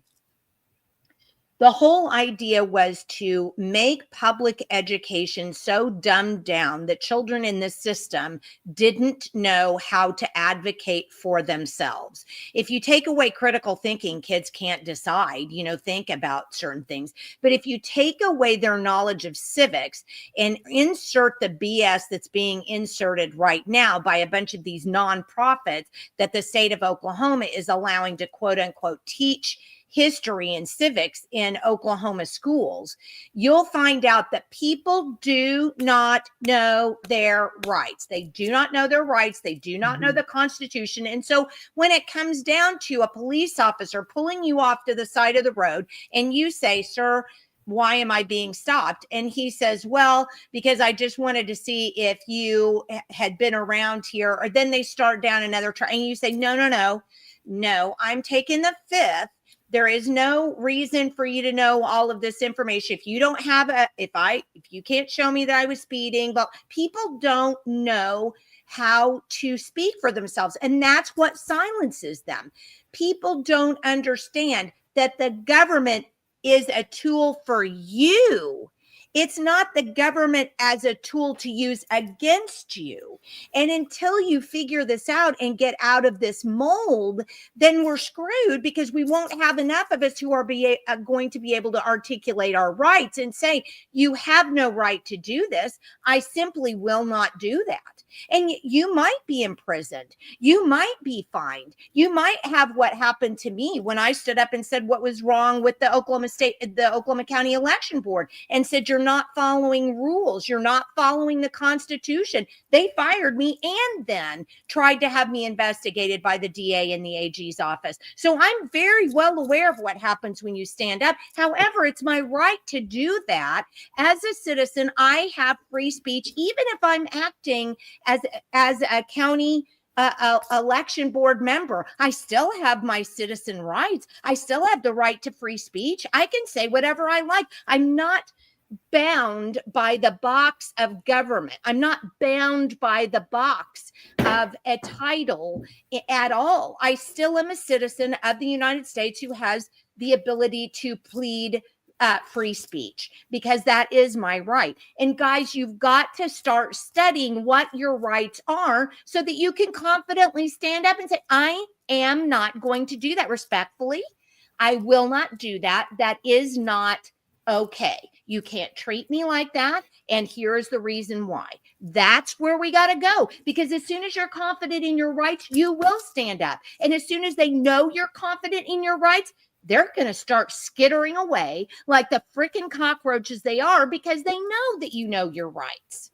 So Jenni, you brought up a really good point about, no, you're okay. You brought up an interesting point about when we think about take a DHS breath. and we think about a couple of cases that I've recently covered, including the Daryl Doherty case, and this case and others, the Lincoln Lockman case, there's always an element of law enforcement that comes alongside. So we have these things that are supposed to be checks and balances to keep you from getting run over. Law enforcement is there to protect families and citizens, correct? Correct. But what we're seeing on these cases is law enforcement is saying, you know what, if DHS says I have to, if the court gave an order, and these people are all working side by side every day, and they've built the wall where it's them against these families that they're placing judgment on. So when they show up and you don't comply, they're going to show up with law enforcement again. And again, there's the prosecutors involved. This DA out in Canadian County, he's up for election for the first time in November. Canadian County and several surrounding counties that he covers, heads up, you better watch this case. But then also, we have a sheriff's department and a police department out there. What is their responsibility to say, this is not lawful? How do I know that this meets state statute for taking a child into custody? Do I just rubber stamp this and take this kid to the hospital? Or do I actually ask for details? So we've lost that check and balance. And I don't know, Michael, what do you think about the police's role in this? Well, that's just, I mean, you would expect that the sheriff's office, no less, would have some type of role in And that. why the sheriff's office, Michael? Well, because they're the true representative of us when it comes to law enforcement. They have all the power in Yeah. their district. Yeah. So I mean, it's so hard to comprehend how far down this loss of our rights really is. You know, and when you were talking about that, Jenny, you know, about standing up, you know, it just reminded me of that quote from that pastor, you know, during the Holocaust, you know, where, like, you know, the Nazis came for the socialists and I didn't speak up. And then they came for the trade unionists. I didn't speak up. Then they came for the Jews. I didn't speak up. Now they're coming for me. I mean, it's literally like what I feel like we're in. You know, if you put up any kind of resistance whatsoever, you're just literally targeted, you know, and how are we going to overcome that? You know, as you know, just each person. I know you're like, yeah, we got to engage, we got to stand up. But you look at the system, the educational system. I mean, none of these kids know anything about their rights or liberty or the real history and the Constitution, what the founders meant, how bad government really is, what government's actually supposed to do. I mean, how do we get around that? There's just such a, you know, we talk about it here, but we're an echo chamber. You know what I mean? We're all on the same page here. So how do we? Well, how do except we for the move that people needle watching us on X, trying to determine how they're going to screw us over later. Well, like when it was funny that you brought up that non-doc article. I mean, I was a hit piece on non-doc multiple times when I ran for school board, and the stuff they said was just, it was unbelievable. I mean, it was just unbelievable. Well, when I wrote the story a few years ago about the drag queen principal who had child porn charges, who was running an elementary school at Western Heights, the only outlet that he would speak to or went to, I mean, that was national, and he went to non-doc, and they gave him a very sympathetic interview and published that it was a long time ago that those child porn charges happened. And how can we bring those up? I feel so bad for Dana, but you know, we have to do something. We have to move the needle here, because there's another one of those deals. We can't let them get away with what they're doing to people like Roberta, like Dana, you know, and I just wonder, you know, when I asked you that question about who, you know, anonymously, you should have the right to face, you know, an accuser in this type of situation. You not should have, you do. According to the Constitution, you do have a right to meet your accuser. Yeah. I mean, what if they just take, like in my case, for example, I have a neighbor that has a lot of mental illness situations. He does. Holy cow. Okay? I've filed, you know, dozens and dozens of police reports, all this. You know what? Constantly, this neighbor is always trying to call DHS on me constantly, you know, for, you know, to have my kids taken away or this or that. I mean, this is a person that's literally insane, saying this kind of, and what are they going to do? They're just going to show up and, just try to do whatever. And there's like not even a process for me to, combat that. No, it's frightening. And it's about the most precious thing in your life, your children. So let me go. Political retribution seems targeted toward her family. That's disgraceful. Lisa said they shouldn't have had to prove anything by meeting with a treatment provider. When did it flip to us needing to prove ourselves right to the government? And here's the other point we're going to make. Are you guilty before you're proven innocent in America? No, absolutely not. We live on the presumption of innocence. That is what our entire justice system is based upon. You are innocent until you are proven guilty by a panel of your peers, and you have a right to meet your accuser, no matter what that other person says. Tell me how any of the Constitution is being followed in this situation. Anybody. Yeah. It's not. And it's state laws and policies, and even further than rules, which are approved by the legislature. It's policies that are overriding. And the Chevron decision by the U.S. Supreme Court said bureaucrats are not allowed to override the law of the Constitution. I can tell you one silver lining to this is there are a handful of legislators and candidates some are just grandstanding, saying, oh, yes, we want to help the Mooneys. And some are going to the mat saying the things that you're saying, that this is unacceptable. We need to be watching that. I believe that next year's elections in the fall will be the most important for Oklahoma ever. Just because Trump's in doesn't mean things are going to change. No. Oklahoma has such an embedded, corrupt deep state that it's all about it. We must have a governor and an AG and a state superintendent who understand that they are serving the will of the people. Yeah. And it's going to be cases like this that come up that we drag into the light that shows who's on board and who's not. People need to be aware with DHS. It is now run by recently appointed Director Cartmel, who is an attorney. He was put at the Office of Juvenile Affairs by Governor Stitt the year before, as they were facing the scandal about state custody children being raped in a Tulsa facility. And you all probably remember that. They couldn't keep that one down. So they put a lawyer in charge of OJA. It feels like the fixer, right? So then there's a lot of focus happening on DHS right now in these kind of cases. That same lawyer was moved over to be director of DHS, is not willing to comment on these cases, absolutely has the ability to stop this now for the Mooney family and other families. And we're hearing nothing.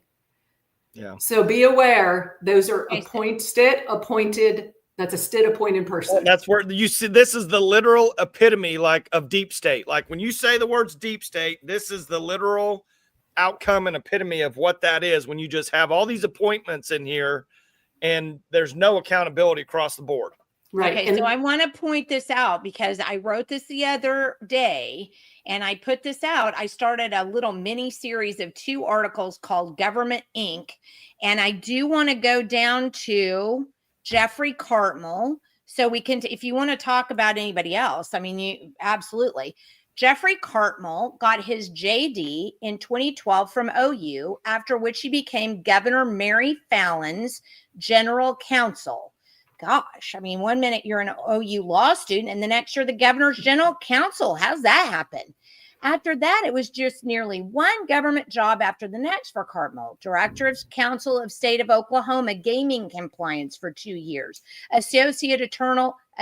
Then he got out and for 2 years was with a private attorney. Mm-hmm. And then he went back. Deputy General Counsel, Office of Governor Kevin Stitt, starting from the time that Stitt took office in 2019. Did that for 2 years. Then he became the counsel to Secretary of State for the Oklahoma Secretary of State for 2 years. Then he became the executive director of the Office of Juvenile Affairs for 1 year, and then suddenly was the director of Oklahoma DHS. So think about it. He might be a great attorney, but what in his background makes him even eligible to be appointed to the executive director of the Office of Juvenile Affairs or the OKDHS positions? In fact, after allegations of widespread abuse at the Tulsa Juvenile Center resulted in lawsuits, investigations, and at least one person charged for having sex with a minor, Cartmel was moved from OGA to OKDHS. How many people do you know who are moved to a larger oversight job when they've apparently failed at the lesser oversight job? It's kind of a question worth to ask. Now Cartmel is in a position over an agency that we know, thanks to the wonderful detective reporting work of Katie Smith, has at minimum trafficked children to pedophiles and taken them away from their parents for forced medical treatment. He is a swamp creature. I hope I've made the point. Yeah. You have. And so I think what bears saying as well is, and repeating, we may have talked about it here, there are a group of legislators who are trying very hard to get the case records on all of these egregious cases. And Director Cartmel is reportedly admitted that he wrote in his instructions to staff, this isn't anything that was approved by the legislature. He is not an elected official, that those legislators can't just get the files anymore. So there was this concentration of power in the legislature under McCall, where no longer do those legislatures have subpoena power. You call Jenni and you say, my kid's been taken, this is unlawful, you're my legislator. They used to be able to get the file and be able to keep that agency in check. Well, the concentration of power in the legislature said, no, we're going to take it out. You have to come to McCall or then Hilbert. If you're in the House, now you have to go to Senate Pro Temp Paxton. You have to request to even go talk to Jeff Cartmel over at DHS.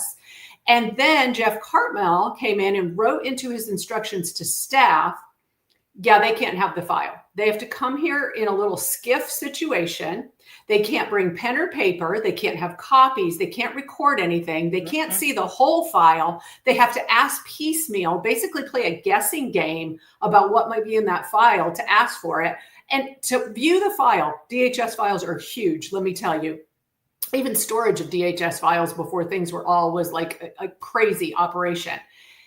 They would have to go back hundreds of times to be able to really understand what's happening in a complex case. So this is all of the deep state, as Michael says, working in subterfuge to make things as non-transparent as possible. And then we put an attorney at the top of the agency to be the fixer and make sure the scandals don't get out. Wow. And let's not forget, McCall's running for governor. You really want that kind of authoritarian governor? We already have one of those. We're under more tyranny now than we've ever been under, because we run Oklahoma as a business. And I mean, you just fire employees. This is. Well, what's the fastest turnaround here, Jenni? I mean, I know we need to educate people. We need to do that. But I mean, do we just need to go all out and get, someone like Jake in as governor and some AG that's actually going to do something? I mean, is that the only two places that we have, like in the immediate future to really, turn things around? Well, I mean, we have the problem with the governor at this point is because of Stitt, who wanted to run everything like a business because he wants to be a CEO and control everything. He's had so much of the law changed that puts so much more power in the governor's chair than there should be. The governor should be an oversight position. That's what the governor should be. That's pretty much it. I mean, the legislature runs everything, and the governor, the gubernatorial position, is simply, oversight, checks and balances over what's going on in the elected, we the people legislature. So right now we have a king. I often call him King Stitt because there's too much power in that agency. We need to get somebody in there as governor who is going to see themselves as an oversight for, not of. There's a big difference between those two words. Yeah. An oversight for the people. And we need to get those bills repealed that Stitt's gotten in there, that gives him so much power to appoint. We've got to stop doing this. I mean, I agree. And that comment from Amber also. I'm sorry. Pardon me. Oh gosh, way more comments. Okay. And I will say in the meantime, as a journalist, I don't endorse any candidate. I'm going to cover it all. But I think it's important to bring to the voters right now. I've been all around this case with the Mooneys and Presten struggle. Gubernatorial candidate Jake Merrick has been everywhere. He was outside the courthouse. He was in the hospital. He was talking the truth of this case, as was Senator Shane Jett. Have been at the front of advocating for this family. And Merrick has also specifically reached out at different times and said, you wrote about another DHS case. I want to highlight it. When he had a radio show, he would say, can you be on? I read your stuff last night. People need to know what's happening to this family. So I give him a lot of credit for being very strong on the DHS issue. So there was another one back here. Couple of them. I thought this was funny. They fail up. The more corrupt you are, the higher up you go. I agree 100%. With that. Medical kidnapping is not new. Hospitals are now prisons. During COVID, people were held against their will, given unwanted treatments, and that had no benefits. We know that. We've talked to Mick Rosado. And by the way, don't forget that Mick was the one who's been trying to stand up for these patients who got literally medically murdered inside hospitals. She'd been trying to stand up for them. And what happened when she went to our AG and asked him to stand up for him? He told her off, said he didn't need her vote and that he was a grown attorney general. In the ugliest way. Isn't it funny when they don't know the cameras were on, how you really get a breath of who someone is? Yeah. I have a criminal probable cause case against hospitals and doctors. It just went to grand jury. Time to take back our God-given and constitutional rights for medical freedom. And I will say, somebody said, well, what can we do? Who do I write? You have to stay in contact with your representative. I mean, this isn't this isn't an easy button, guys. You don't get to get a pill that makes you it makes everything all better. You don't get to just push an easy button and it all goes away. It's been taken away from us by cut after cut after cut after cut over the years while we've been too busy going to movies and restaurants and hanging out with our friends. Now is the time we have to get it back incrementally. And the first place you start is by getting in touch with your lawmaker. And if I ask you on the street, hey, who's your district representative? And you go, at this point, I'm likely to commit violence against you. I mean, there's actually a possibility I might just go slap and then, wake up. I mean, I don't know. I want to say I'm not going to go that far, but I can tell you my frustration level is that high. If you don't know who represents you, you're an idiot. You are way too unplugged. You better know who represents you. You better be able to talk to them. You better go down and talk to them. And if you can't talk to them, vote them out and put somebody else in there. And you actively go seek somebody and help those people that you know are going to stand up for we the people and who are a part of the we the people, and you work to get them elected. We've got the 2026 elections coming up here next year. You get involved now. You get involved now. You find these people, you get behind them, you absolutely do this. A lot of us don't have a lot of money. I get that. But you sure have your legs. You can get out there with your voice. You need to be doing these things. It's not an easy button. You can't just write somebody and fix it. Sorry. I'm really on a rant. Okay, today. This upsetting subject. Any other comments? The comments have been spot on. They understand. The sheriff's department told me in Comanche County that the people in Oklahoma have the right to live how they want, even if those are a burden or a safety issue to the community and abuse the resources provided by the taxpayers. As long as laws have not been broken, they will not intervene. They won't report to DHS when it's a mental health issue. Sheriff's deputy told me to file the report, that he wouldn't do it. I was so confused, and I don't know what the rest of that is.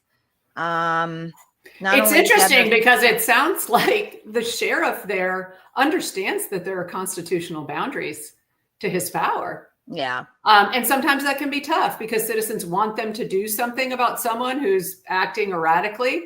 But the truth is, every time we give the government more power to step in, bad things happen. Well, I'm glad you know, and that makes me happy. I just texted that article over to your article over to my rep, Katie, and I said, this is an absolute travesty. I want them to do something about this. Who's your rep? Now. There you go. Oh, he didn't hear you. Who's your rep? Eric Harris. Mm-hmm. Dana's Oklahoma senator is Rosino, and her House rep is Brian Hill. And they had her bring Presten to Oklahoma County, so she couldn't call her own Sheriff West. Again, let's not forget, Brian Hill is tired. He is so tired, Madam Speaker. He really only cares about making sure that kids have jobs. That's his only function, and that's why he's running to become lieutenant governor. Not going to happen. This is one thing that upset me, but it's true. So Lisa was saying, she texted me the other day and she said, I'm so sick because I keep looking on social media and this is the kind of stuff they're saying about Dana. And I'm going to say this. A lot of people don't want to comment on social media and they feel like, I'm just going to let that go. I don't want to get in the middle of that. But I'll tell you, social media is so much more important than you think it is. And making those comments at pushback get these little leftist Karens who think they know better than you how to do anything in your life to shut up. And, they will eventually see. They've spent years running over us. I mean, we can go all the way back to 2008 with Obama and just the whole leftist, you're a racist if you say anything bad about Obama. That's where all of this started. And then if you were white, you were just a racist if you didn't like your president because he was black. So this goes back, decades, but it goes back further than that. So here's the problem. When we started when they started calling us racist, we went, oh my gosh, we're not racist. We don't want anybody to think we're racist. And so we were quiet. We got very quiet because we don't want to be thought of as racist. We don't want to say anything. And so they did exactly what they knew we would do. They just browbeat us and browbeat us and browbeat us until we shut up because they knew that we would just go, oh, I don't want to be called a racist. I'll be quiet. Quit it. Yep. You tell him I am not a racist. There is no way I'm a racist. And I'm going to call him a bad president because he's a bad president. Stop letting them direct the narrative. So if you really want to know where to start, you climb on social media and you say, guess what?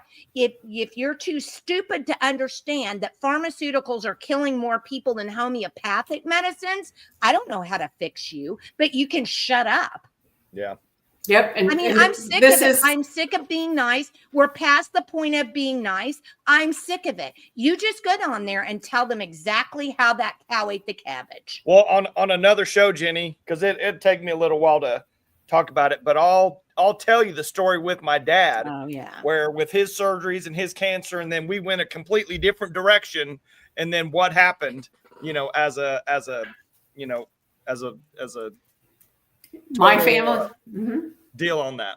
My family as well. And that narrative, I see that narrative breaking, and we're in such a time of the real information coming out. So you can see why they're trying to tighten up the grip on the narrative. Oh yeah. So much medical information that's come out about whether it's about cancer treatment or the study that Michael shared with both of us, inconvenient study. How long were we shamed about asking questions about these vaccines? And now we know the data's been out there forever. And of course they are harmful. Well, we all knew it. Yeah.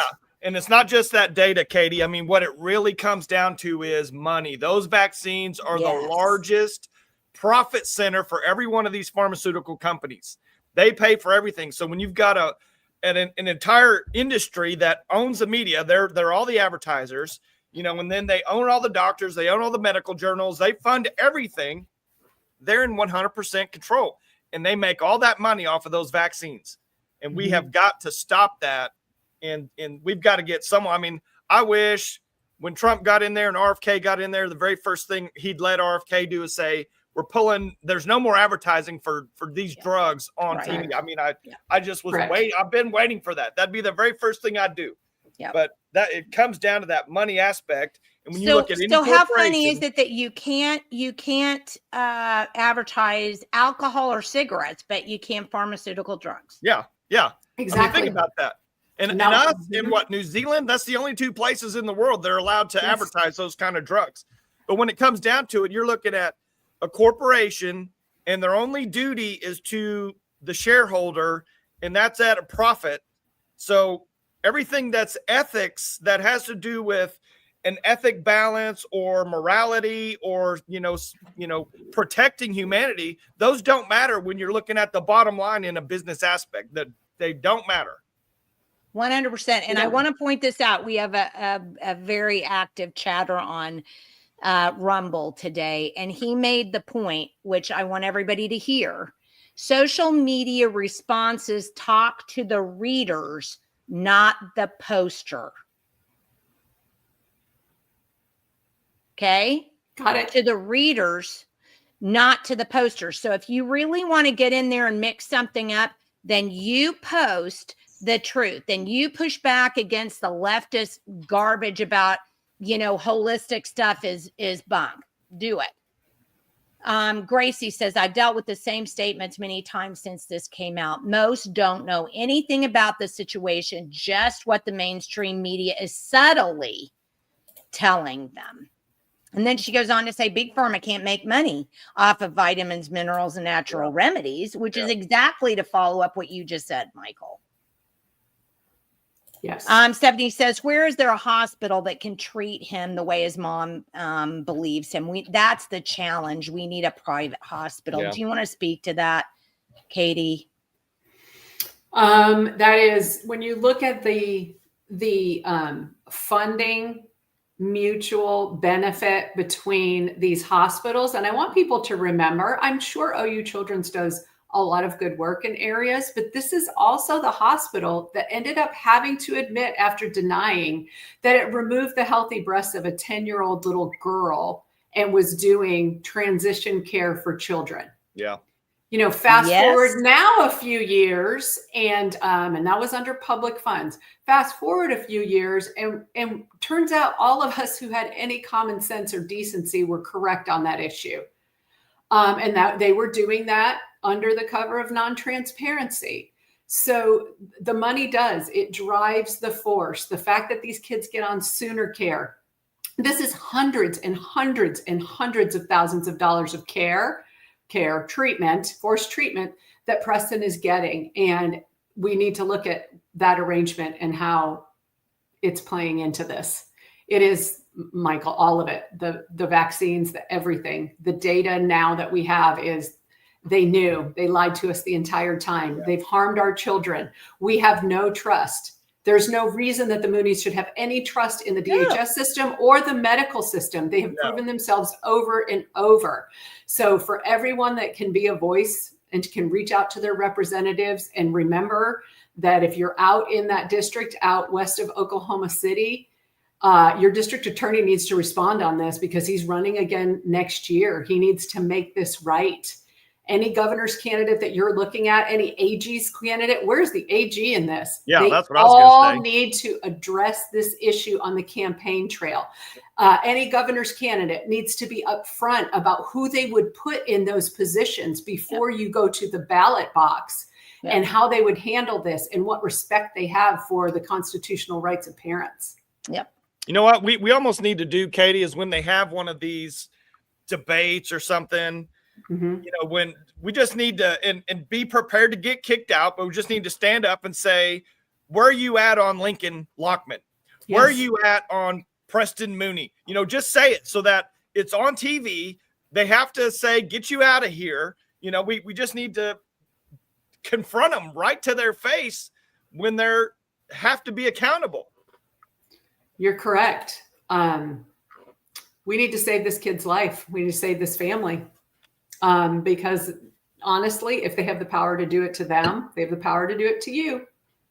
This doesn't lessen when left alone. So I personally know a DHS worker in Oklahoma. She had a few hours of training and then was granted the power to split families and destroy lives. She admitted to having little idea what she was doing. This is the result of our complacency and focusing more. This is why I love Earl's daughter.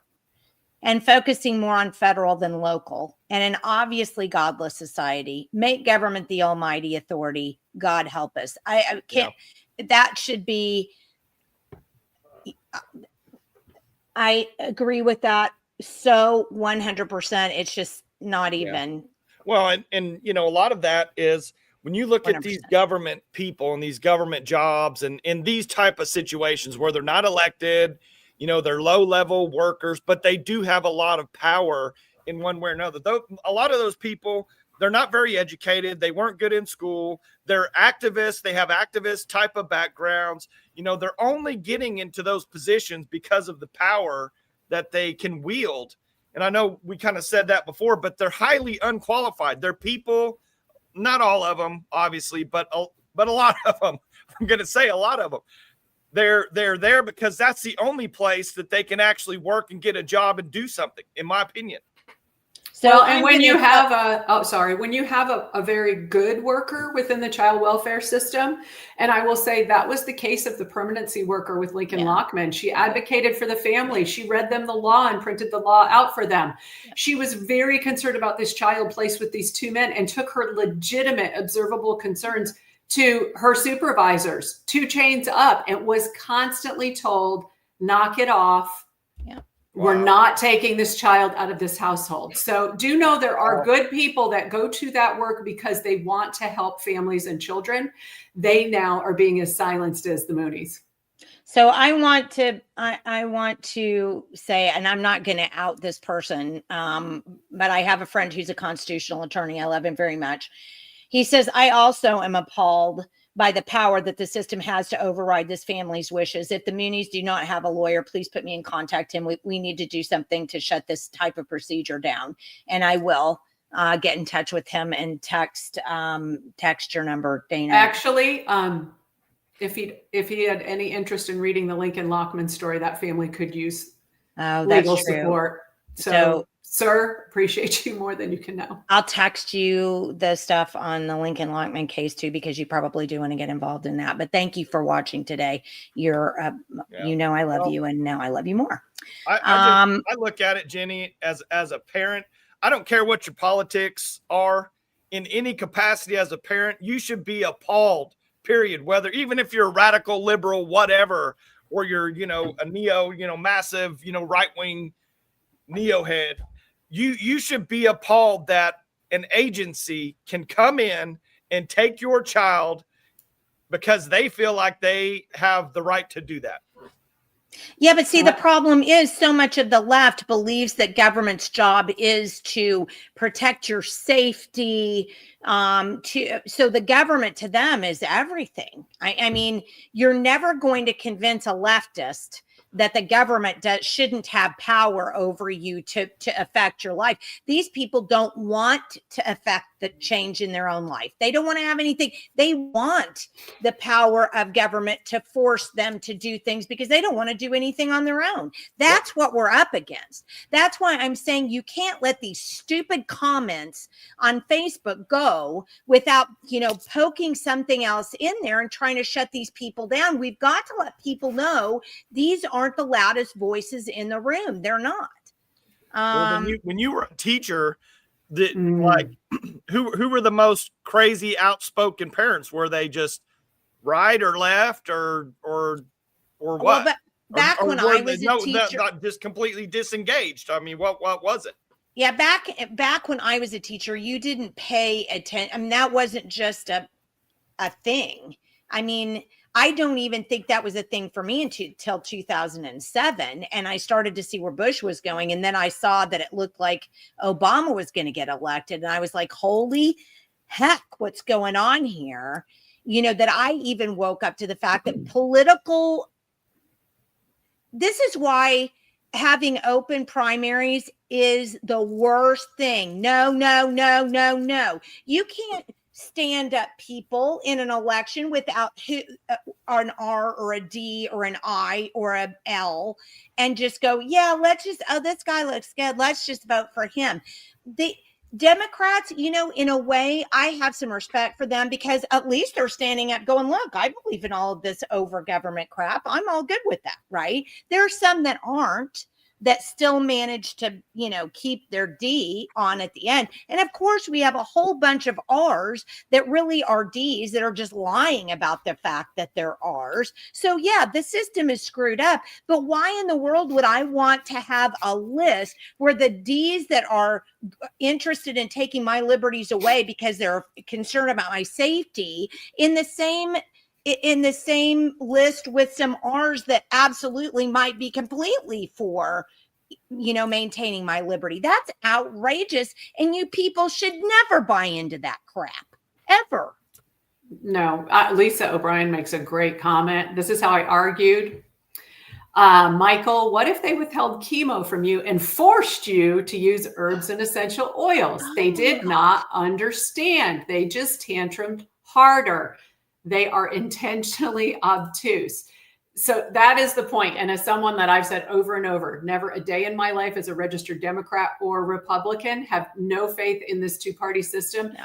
Most of the Republicans that are elected into office are not Republicans. Nope. Senator Jett was interviewed this week and he started calling them trans Republicans. They identify as us.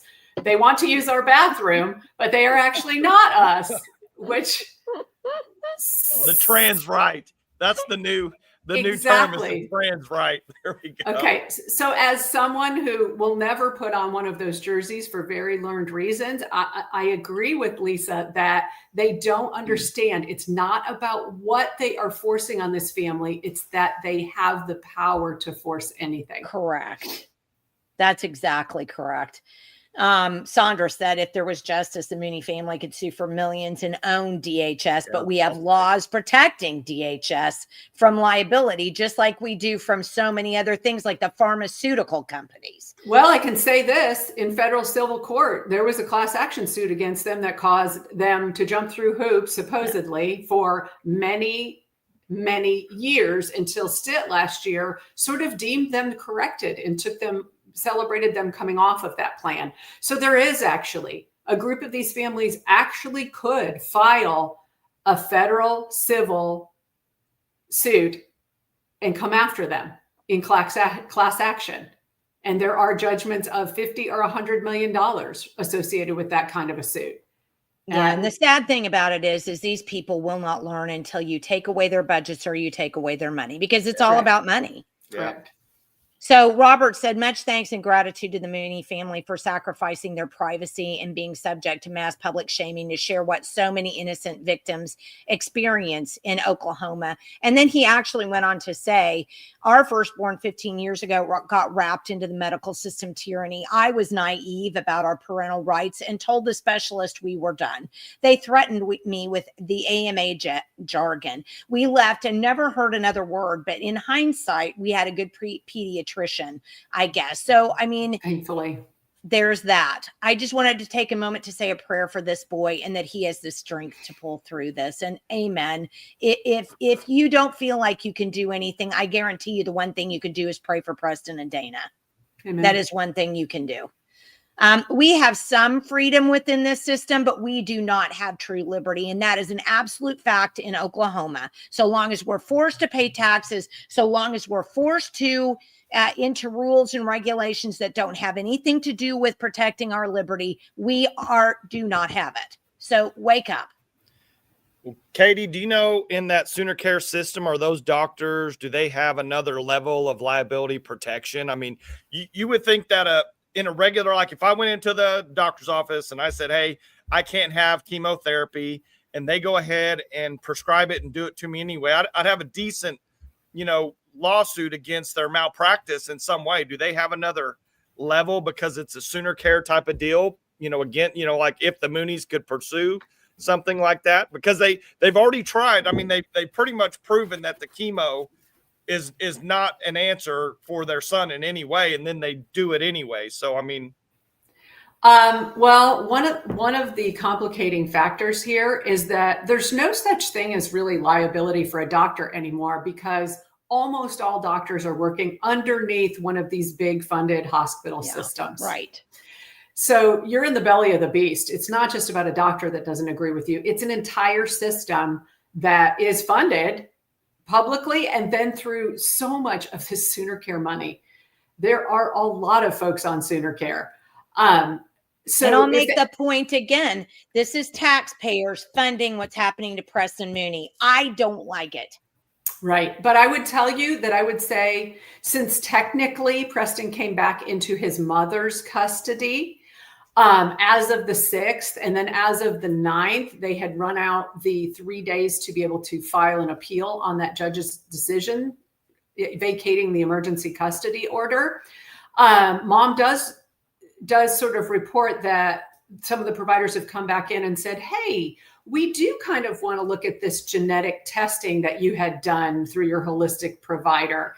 And hey, so you get this sense that they're having to act as though that they are considering mom's wishes in some way, but they haven't stopped the invasive treatments that she didn't want. So you can't help but think that they aren't thinking about liability in the background, especially as his health has deteriorated so much.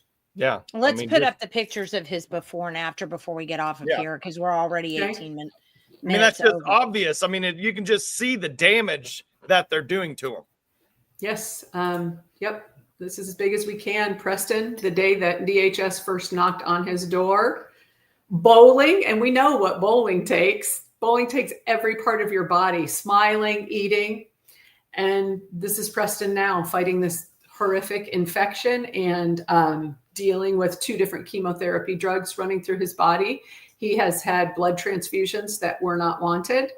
Mom asked about perhaps could she have a guarantee that those transfusions did not include COVID vaccinated blood.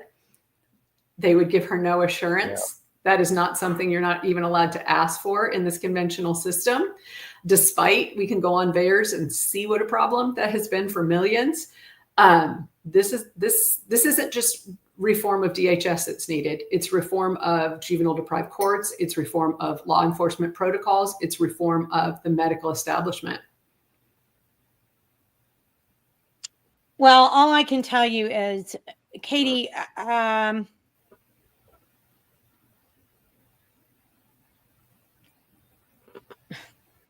think I would say I'm transferring to an out-of-state provider and disappear with my child. The only problem with that, Valerie, as you well know, and I mean, you have to have money to survive, and well, and I'm going to tell you that already outside of the courthouse at the show cause hearing, which are closed and media is not allowed in there. I met and was approached by a mom who had this happen to her in Texas. So she came to Oklahoma and she is now in forced treatment at OU Children's. It will follow you.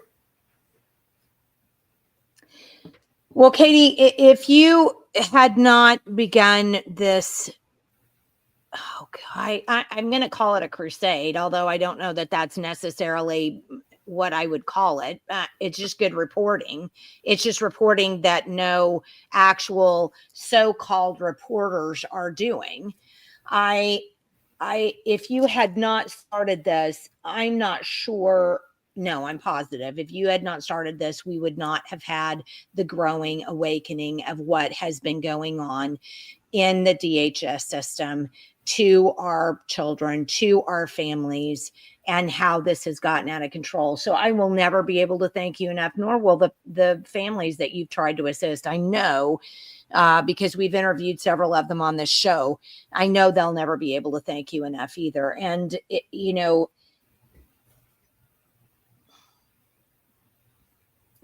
that that God brought them across my path and that they trusted me to do so is an honor. It's an honor. These are incredibly brave people. While they're being crushed, they're trying to get their voice out. And Presten is one of them. He deserved to have a moment to have his voice. And I'm going to keep in touch with them. And I already told Presten when he's out of that hospital, we're going to talk again. And he will get out and he will be healed. I am just saying that in the spirit of Lord Jesus Christ. He will be healed. More to tell. Yep. Let's follow the story. Contact your representatives. Be ready to vote in all these places that we've said. And get involved. Yes. Know what you're doing. If you've not been educated in it, please tell me that there isn't a thing upon which you can find anything you want, even when you're in the bathroom and don't have anything better to do. So please don't make the excuse that you were never taught. This has plenty of information on it. Go find it. Yep. And go to v1sut.com, share this article. Yeah. I believe now, after banging on doors and trying to interview with the people in this that could make this stop, that public pressure is it. The truth and public pressure are all we've got. Share it far and wide. Well, and to close out, Sarah makes the point, there's no privacy anymore since the government pays extra money to hospitals and doctors' offices for connecting to the Health Information Exchange, which is Medical Skynet. And that's the other thing. At some point, we're going to have to figure out a way to get out of the surveillance net we're in. And I'm hoping to get worse. It's only going to get worse as they bring in all these, as technology keeps going. I know, but I'm just saying, I am not going to quit. I'm not just going to go, it's going to get worse and I'm going to quit. I'm going to push back as hard as I can possibly do it. And I'm hoping to have Tom Gann on. I need to call him to get him on next month to talk about the ALPR study that he did on Thursday. I couldn't go because I just couldn't make my leg work well enough to walk that far. Unfortunately, I wanted to be there. But we've got to stop the surveillance. That's the other thing we've got to do. Katie, love you more than my luggage. And I gotcha. And Michael, I love you until you make memes out of me. Thank you so much, everybody, for tuning in. We had a huge audience today.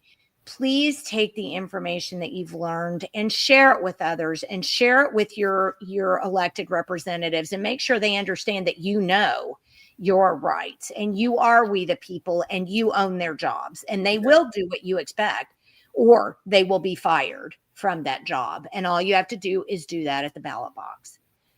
Thank you so much. We need for this podcast here and for Dana, we need like a real good 2 or 3 minute clip that we can all just send out to literally your entire phone contact list. I will do my best. I've got a couple of, I will do my best to get that done today. I just, unfortunately, I'm in the middle of collecting documents for this state election board. And I mean, when I say they gave me this much documentation I have to produce, and I have to do that by Monday. So I'm just kind of a little overwhelmed trying to fit everything in, but I swear I will do the best I can. So we get something short that you can share, even just on your phone. So I'll do the best I can to get that done today. Jenni, you're a warrior. Even on your peg leg, you're fighting for this family. Thank you. Gotta fight on the peg leg. Hey, don't forget, guys, we've got to sell tickets to the Liberty, Oklahoma conference that will be just in a month. We've only got 4 weeks left and we can only sell tickets for 3 weeks.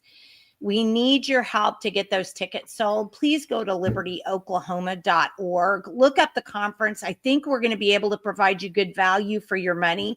You can buy a room at Okana that'll fit 4 people and you can split it 4 ways. So, I mean, that really helps bring the cost down a lot and you can apply for a scholarship. And I would just ask you to do that. But please try to get people that haven't been involved. That's what we're trying to teach them, is how to get involved and to network with other people who feel the same way that you do. We can't win things back until we come together as a group. And this Liberty Oklahoma conference is the way to get that going. So please get involved with that. Go to libertyoklahoma.org and buy your tickets today and tell other people about that. Thanks so much for being with us. Have a wonderful weekend this weekend. We'll see you again next Wednesday and Friday at 9 a.m. right here. Thanks.